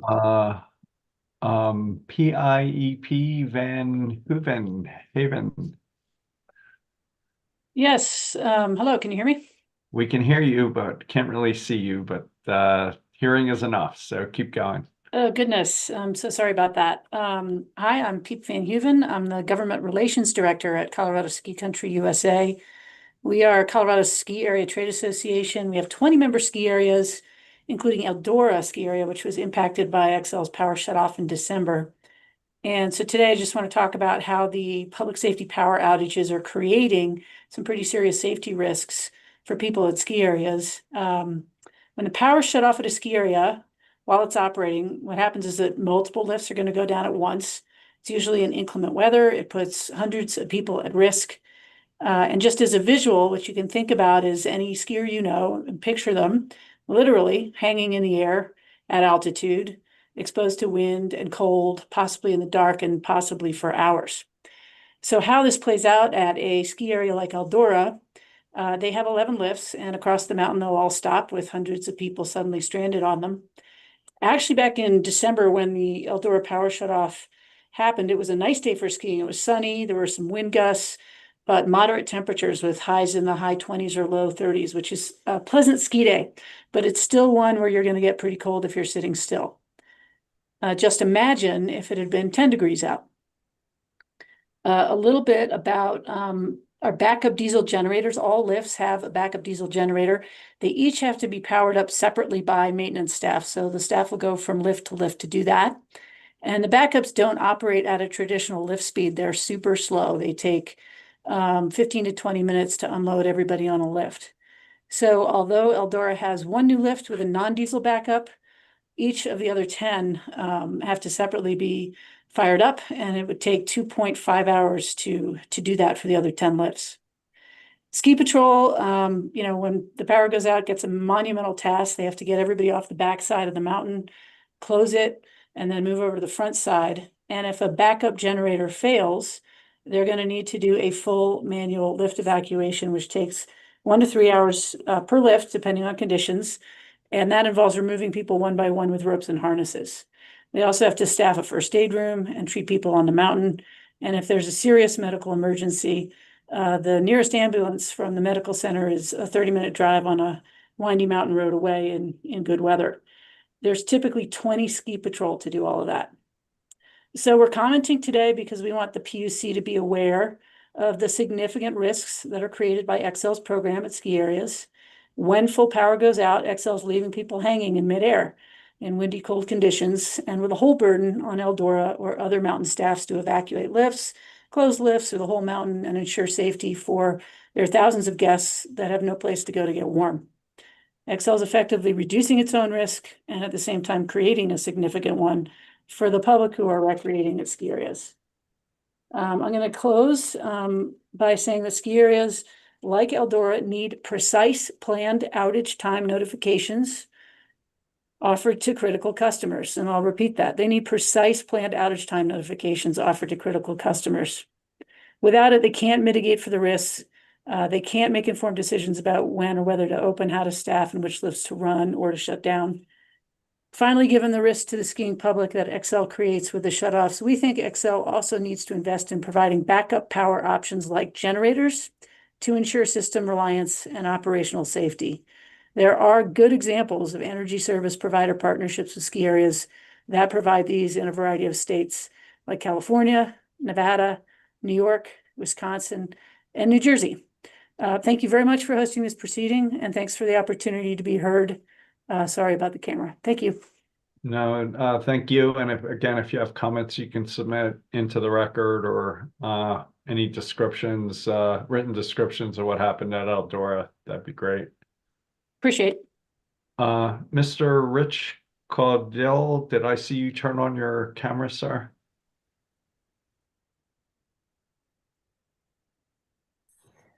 Yeah, hi. My name is Rich Caudill. I'm the fire chief for Gold Hill.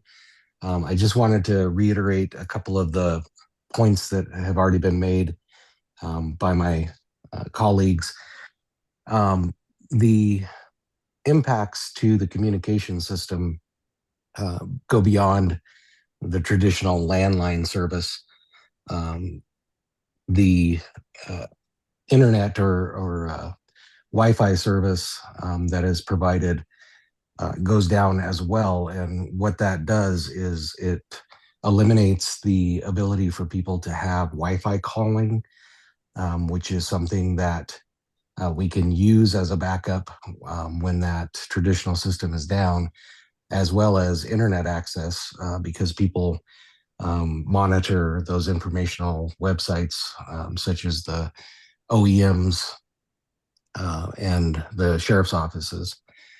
And so lastly, I just want to close with a anecdote of what happened.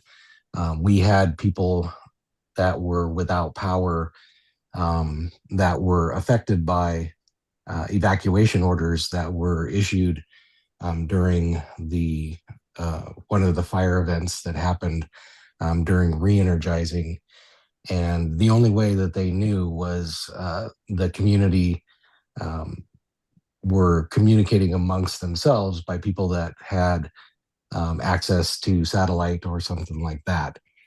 And so that leaves, large swaths of population that are vulnerable to communications blackout.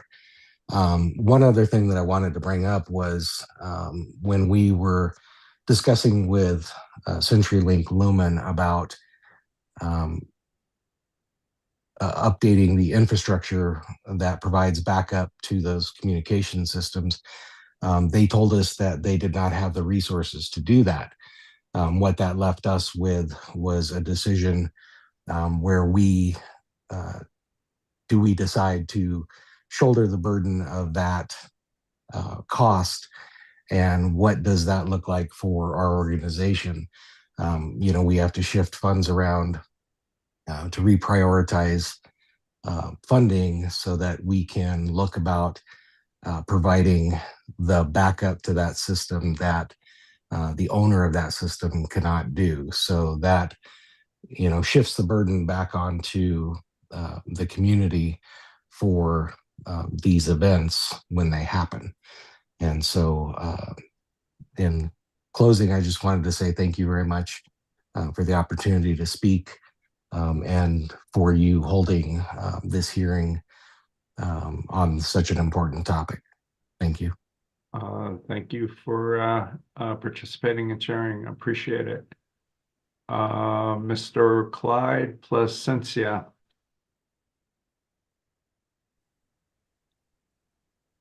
Hi, thank you so much for giving me the time to speak today. I'm a resident of Ward, Colorado, which is on the western side of Boulder County. And like many of the other people that have spoken on this side, we experienced our outage for 7 days, 5 being full days, 2 half days, but I choose to count those as full days. I think a lot of the points that I wanted to bring up have already been addressed, especially by the speakers in the public sector when it comes to the preparation and everything that precedes the PSPS.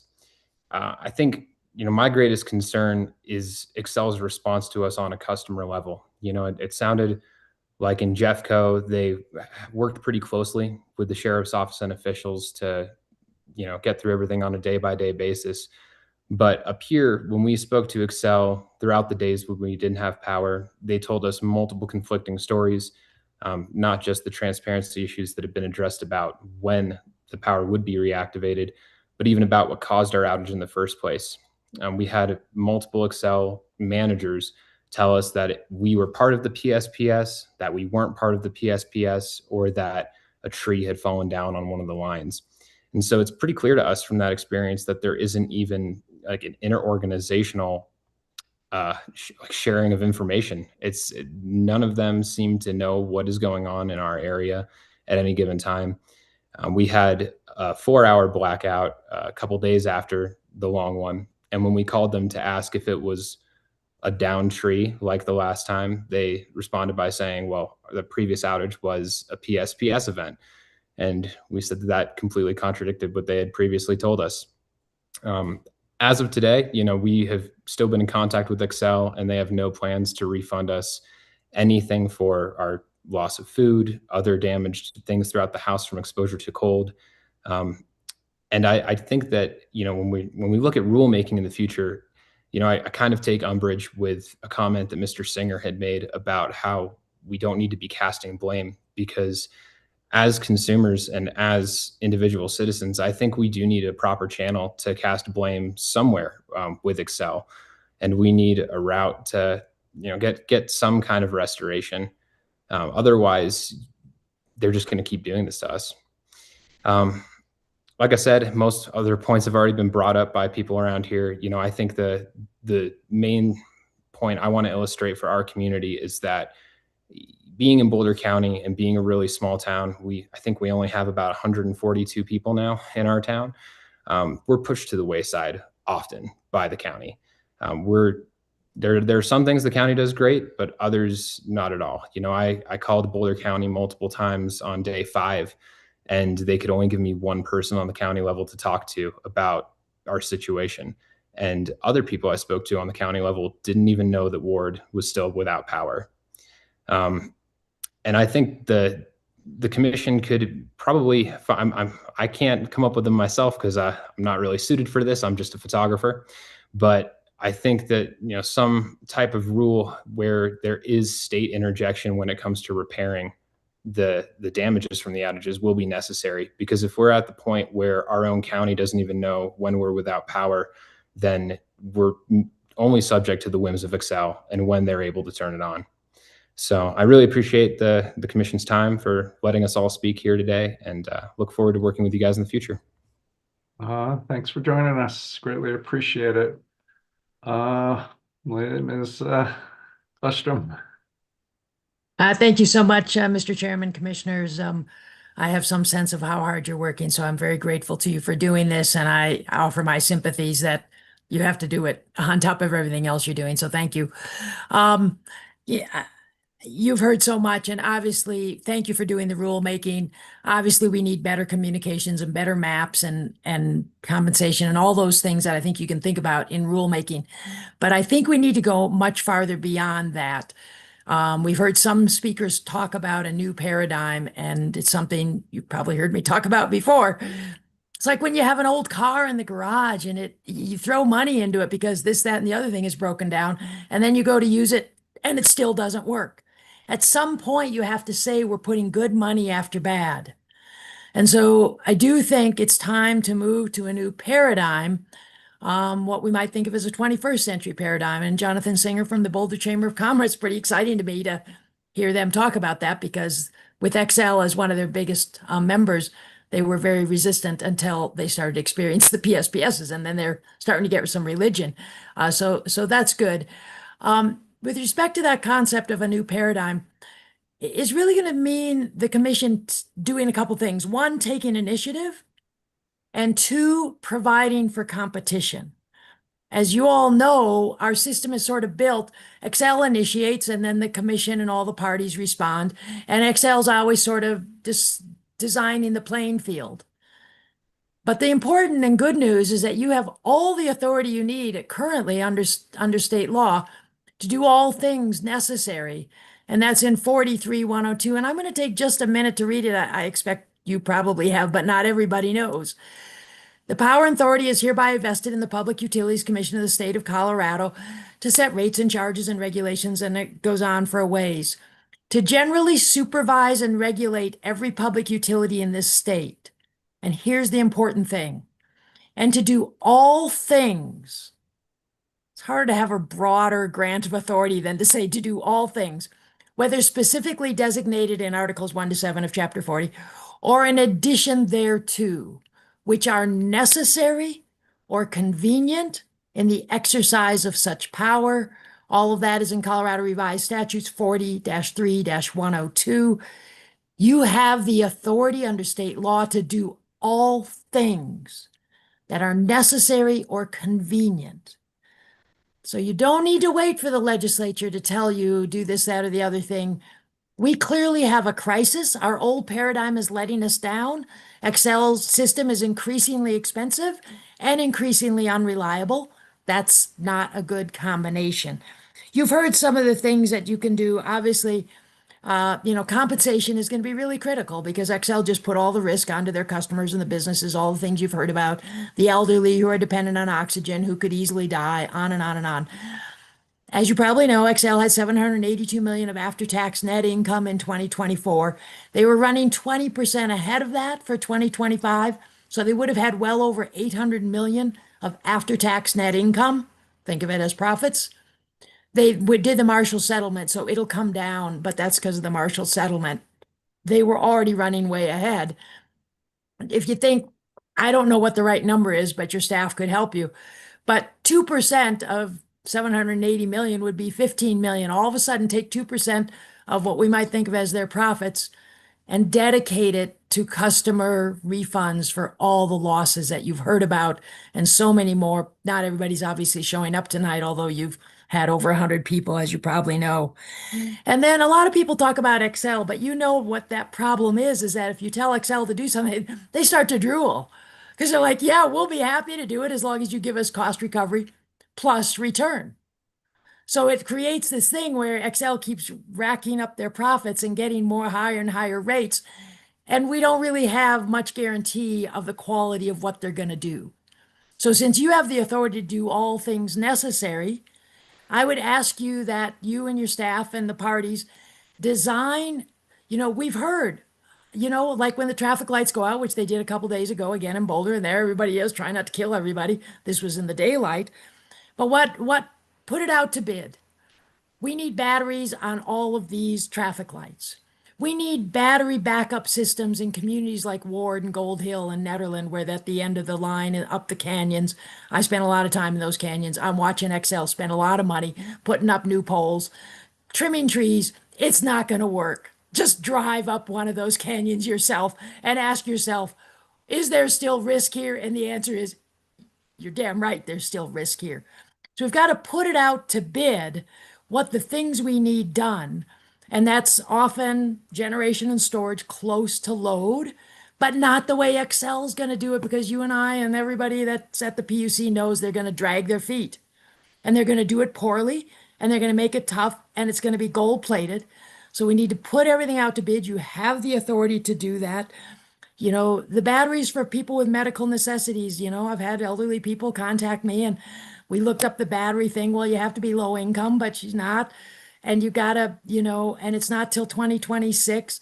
So let's get on it and let's make sure all those medical people who are dependent on medical equipment have batteries ASAP. And I wouldn't ask Xcel to do it. I would just put it out to bid, require that it be put out to bid, so that we get the lowest cost and the best products. And again, thank you so much, but we do need a new paradigm. As you know, you're about to spend billions of dollars on the old paradigm. You already spent a lot. So let's start spending some more money on a new paradigm, because the extreme weather is going to get more extreme. We've only just begun. I could go on and on about how terrible the future is looking to us. So for a lot of reasons, but thank you so much. Really appreciate it, commissioners, and thank you for your hard work. You, Ms. Katie Olson. Hi, thank you for the opportunity to speak. I own a business with my father on Pearl Street Mall in Boulder, 46 years in business, and been involved with chamber activities and public policy for a while. And my comments would be, keep it short, but the map was not accurate. I'll just say again, a repetition, the map was not accurate. The information we were given was not accurate. I think I was in a chamber meeting this week with Xcel representatives, and a few small businesses were saying, we've tried to file claims, and it was, to my understanding, that a PSPS event does not qualify for claims to be filed, which would be my main reason to come on here is, can we consider a rule change that if these are now 2 to 3 to 4 times a year and they don't qualify, that is not fair. And it's unfair for the businesses to, bear the brunt of Xcel's liabilities. And I think the idea also of customers, we are their customers, better business. Like, what if we just had a higher level? Like, what do people say about them? We are their customers, right? And we aren't getting reimbursed. So those are my comments. Thank you. Thank you. Mr. Brandon Bortles.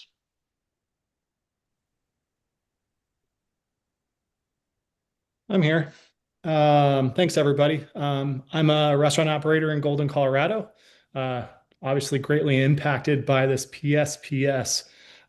We did have a town meeting that invited the business owners in Golden, and Nola, you did a great job with that. And I've learned a lot, but a phrase that I've used a lot over the last month is that I feel like a pawn in the game of liability between billion-dollar energy giants and insurance companies that also report billions of dollars in profit. Like the prior speaker said, a PSPS is not covered through business interruption. And I think a lot of people that suffered through this are looking for some recourse. So if we can come up with some designation that a PSPS is an emergency weather event that is worked through with the division of insurance that is a covered event, because I think it would be very, very challenging to go to Xcel as a resident and say, this is what I had in my refrigerator at the time of loss. But if we designated that an event that kicked in with our insurance, people would have recourse with their homeowners insurance or renters insurance and businesses for business insurance. So that is really the point that I wanted to make.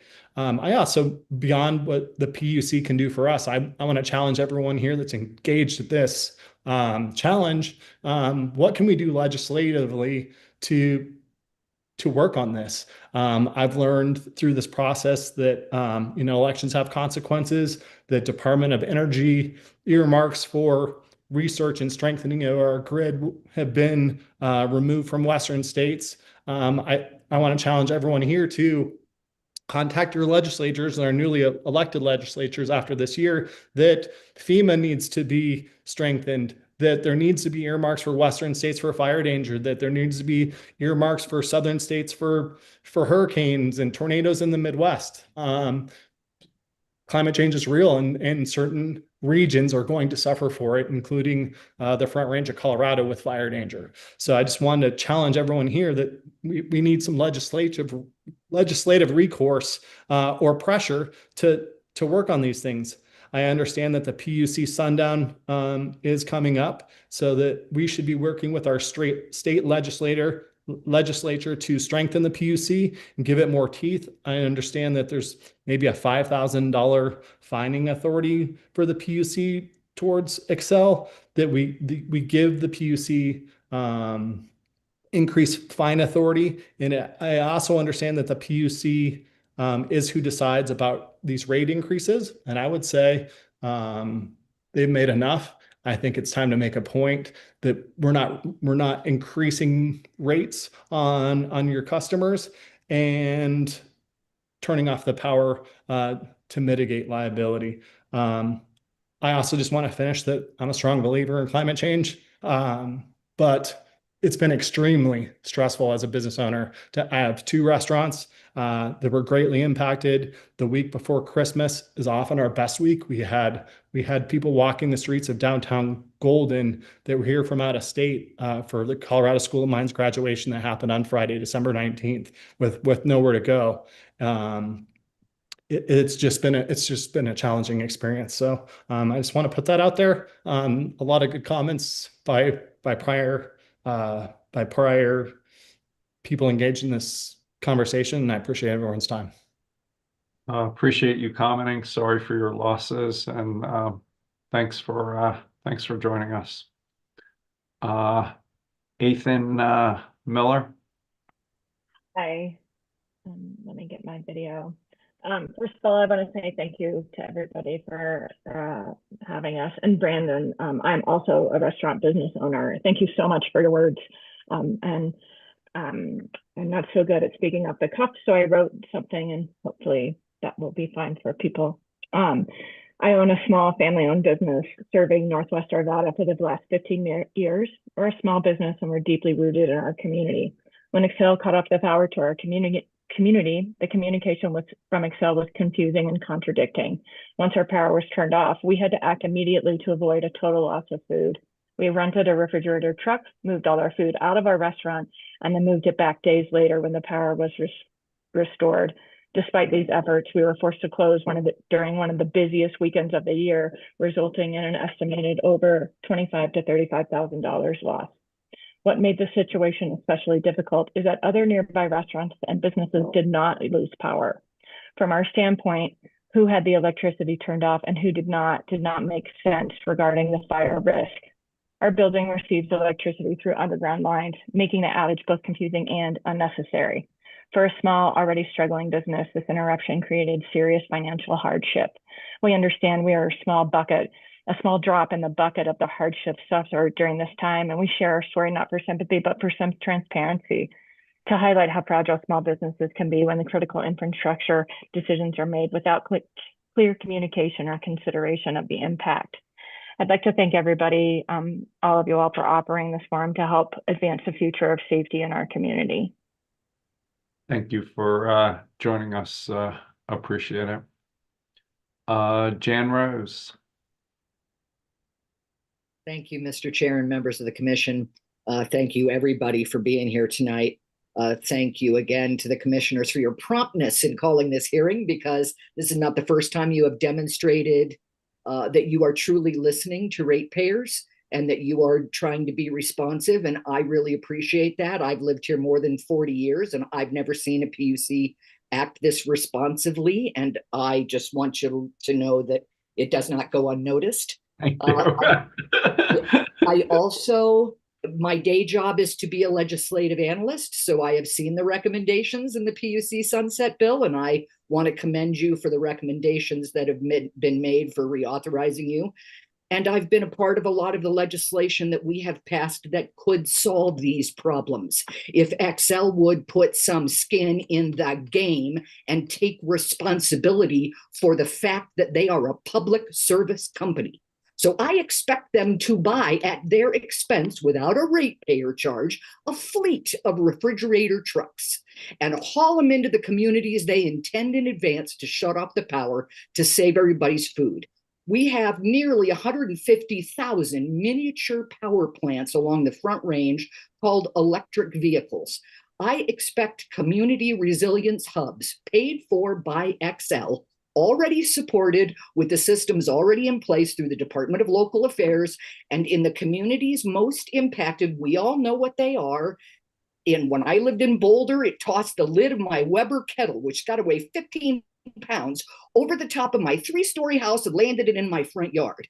We know where the wind blows. So we know where the fire comes from. We can set up payment of people with home batteries and electric vehicles to keep people warm and to power critical facilities by compensating them for what they have in turn invested in to address climate change and to do their part to be a problem solver in the community. The person, in my opinion, the people, in my opinion, that are not representing their role in the community is Xcel Energy. It is time for it to cost them more to turn off power than it costs them to pay in insurance claims. Until you make it cheaper to pay the insurance man than to pay all their ratepayers for putting our lives at risk, because in an increasingly electrified world, our lives are increasingly at risk when you take that power away. It is literally life-saving equipment. So Xcel has got to step up and take responsibility and put some skin in the game and make sure that they are protecting the communities they are robbing from. And the answer to the problem is not to load it up on insurance companies, because they will either raise our rates or shut off our insurance plans altogether. So loading it off on insurance companies is also not a solution that is acceptable to me as a homeowner and a ratepayer and a captive Xcel customer. I don't care if we need to pass a bill that we buy Xcel out of their contract and we have a state-owned utility. To me, we'd get better service. We'd underground our lines quicker in our high wind areas and our high fire areas. Let's overlay the maps of the critical risk areas, the areas where power shutoffs happen, and prioritize putting climate resilience centers, incentivizing people with EVs and portable generators to bring solutions to the problem, pay these people to be part of the solution, and then force Xcel to cover the bill. Thanks so much. Thank you. Ms. Charlotte Krasnoff.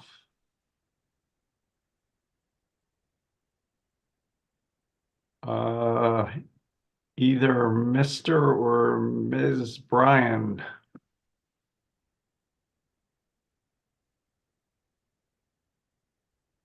Oh, both. You're still on mute. There you go. Hello? We can hear Hello? you. We can hear you. Okay.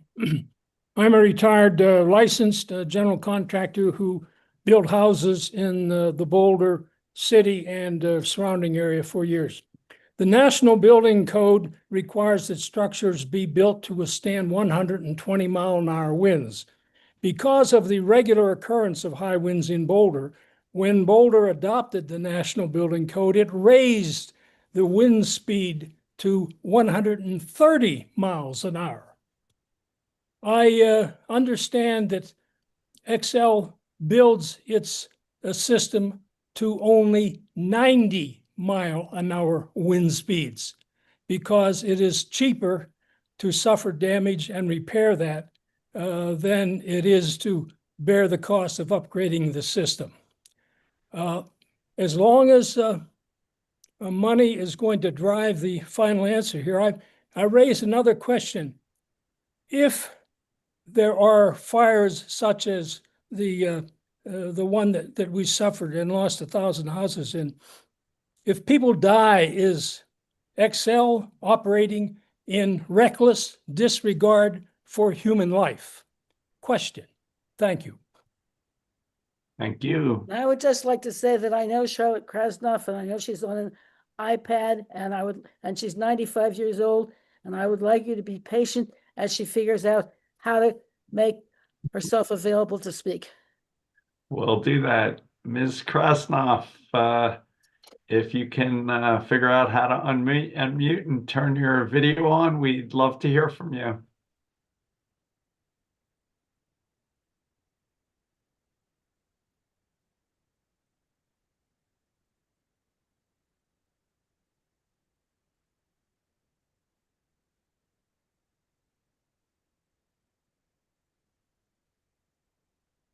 While Ms. Krasnoff is figuring out her iPad, is there anyone else who would like to speak? That concludes the hands I've seen up, but we want to make sure everybody who'd like to offer comments has the opportunity to do so. So would anyone else like to raise their hand or turn on their video? I can say that one of Charlotte Krasnoff's concern is that the rules for helping people, she's 95, she's on oxygen, and I know she submitted a letter to you, and I would like to be sure that you take her concerns into consideration, and she wants to know that people who are not low income also need to be considered, and I'd like to have her identified so that you know what to do to provide her with backup before the next PSPS.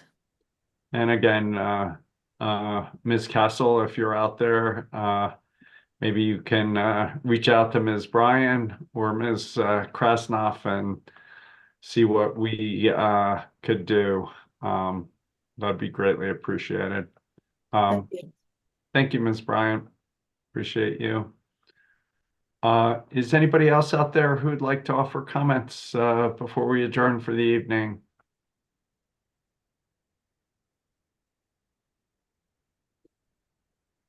Well, I just want to thank Ms. Krasnoff. Unmuted. Yeah, go ahead. Am I unmuted now? Can you hear me? We can hear you. Okay, I'm sorry, I do not know how to put on the picture, but I did want to say, I'd share my experience. I'm 95 years old, a professional woman. I've lived here in Boulder since 1965 in North Boulder. And I had an extremely difficult situation with 3 nights of no oxygen. And I became a bit confused. It was freezing cold in my house, which is over 50 years old. I have mobility problems. Friends asked me to stay with them. I can't move since I can't walk stairs, so I wasn't able to accept that. Eventually, I had to go to the last night I went to a hotel and had to pay for that, plus paying for a friend to come to assist me because I need help. I also happen to be a therapist and I still work part-time. And I could not talk to people who were under a great deal of stress also. And so from a human point of view, I was not able to help others, and I myself suffered greatly because of the experience. It took about a week or two until I became much more like myself. And I do know that when the central nervous system has been affected by stress, many people, especially those with dementia, never recover from what has happened to them. I happen to own 2 refrigerators, one in my garage and one in my home, and both of them, I lost all the food in all of them. But mostly I am concerned about the fact that I couldn't get oxygen. I called the oxygen company. They said, we can't deliver except on Wednesdays. I had no idea whether there was any kind of help available. If there was any kind of a center for people to go to. I don't drive, so I need to have somebody drive me, and I could have arranged that. But as a senior citizen, I can't go down on a cot that's down on the ground. I need to have a different kind of situation. There are many human factors that are at risk here. People are really having difficult times.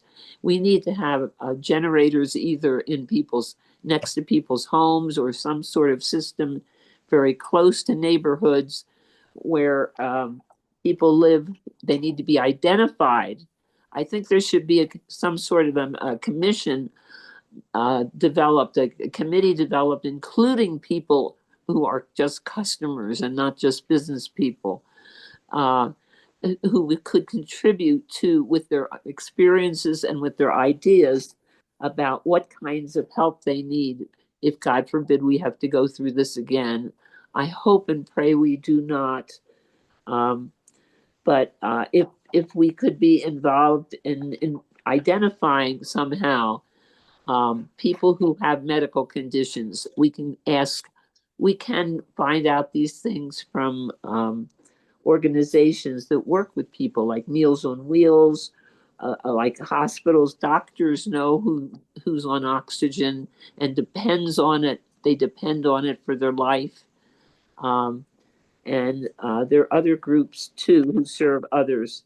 And because the stress can cause with neurological symptoms, it can cause problems for balance, gait, confusion, and seniors with progressive conditions like dementia, as I said, do not recoup. Please consider the human part of all this in addition to the business part. And so that's what I wanted to say, and I hope that you will.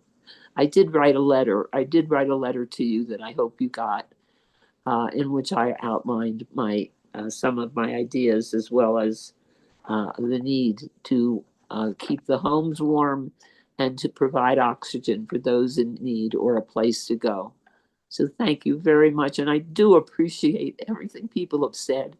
And I do appreciate the attention that you PUC people are giving. I think it's wonderful. Thank you so much. Thank you for joining us. And I'm going to ask somebody from our team to reach out to you and see what we can do on the backup power for people on oxygen. So we'll see what we can do. Oh, thank you so much. It took me 2 weeks in order to get some backup oxygen, by the way. Thank you, Mr. Dutch Schultz. Hi, I'm a interluder. I live in Colorado Springs. I'm president of the Old North Bend neighborhood. We have all of the same problems. We're a city-owned utility. That doesn't, in all our utility, everything is city-owned. That doesn't solve the conundrum that you're faced with. The problem is having overhead power lines. If you look at all the fires, and I've done a great detailed study, they involve 2 things.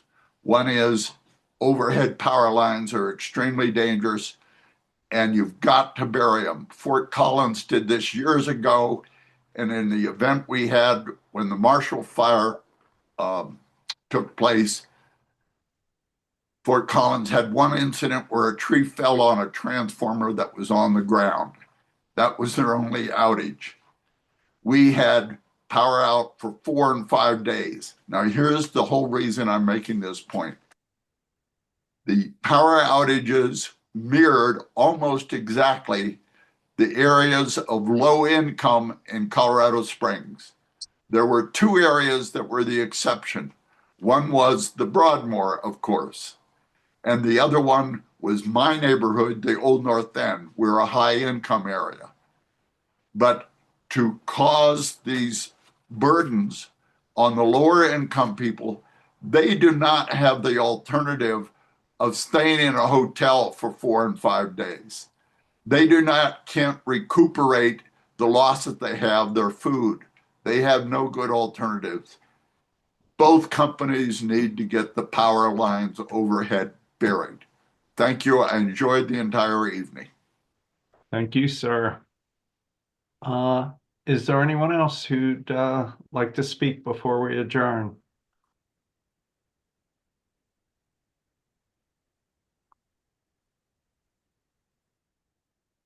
Well, I just want to thank everybody so much for joining us.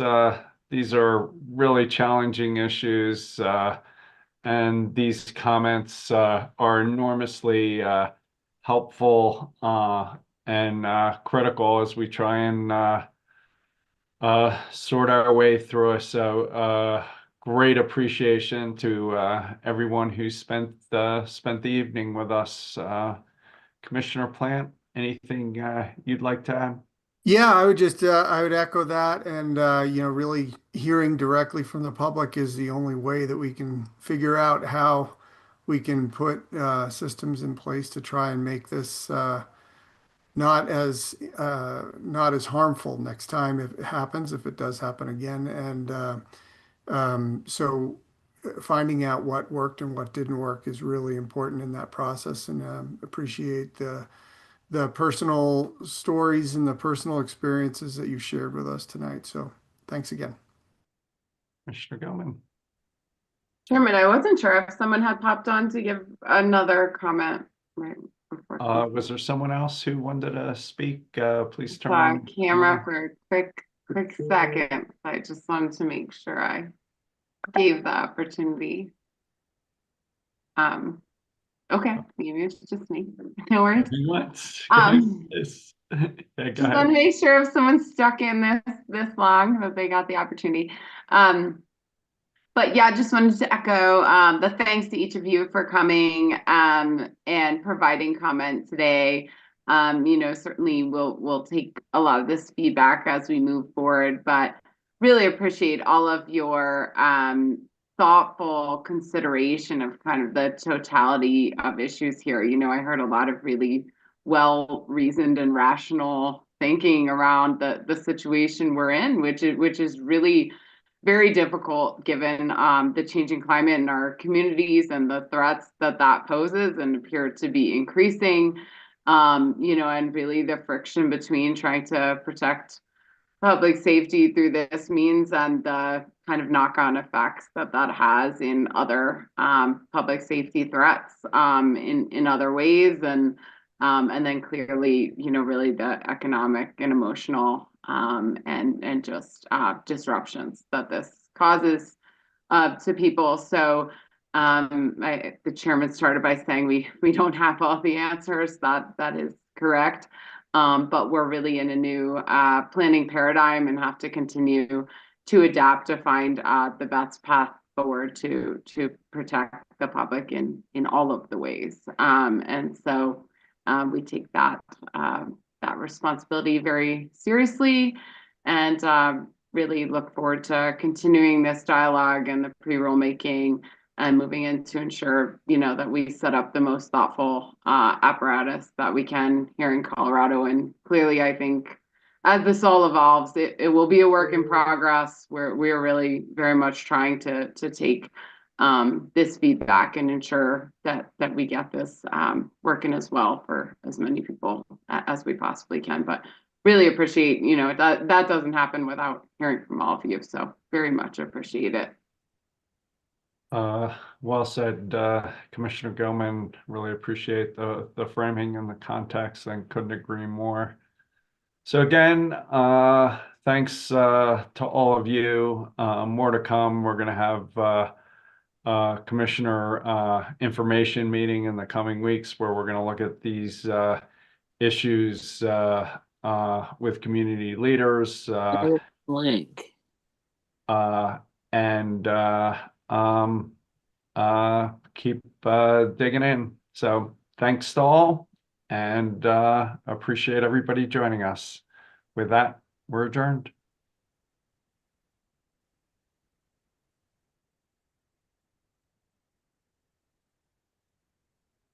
Okay. Oh, I didn't speak very well. Yes, you did. Yes, you did. Did I? It sound. I thought I was real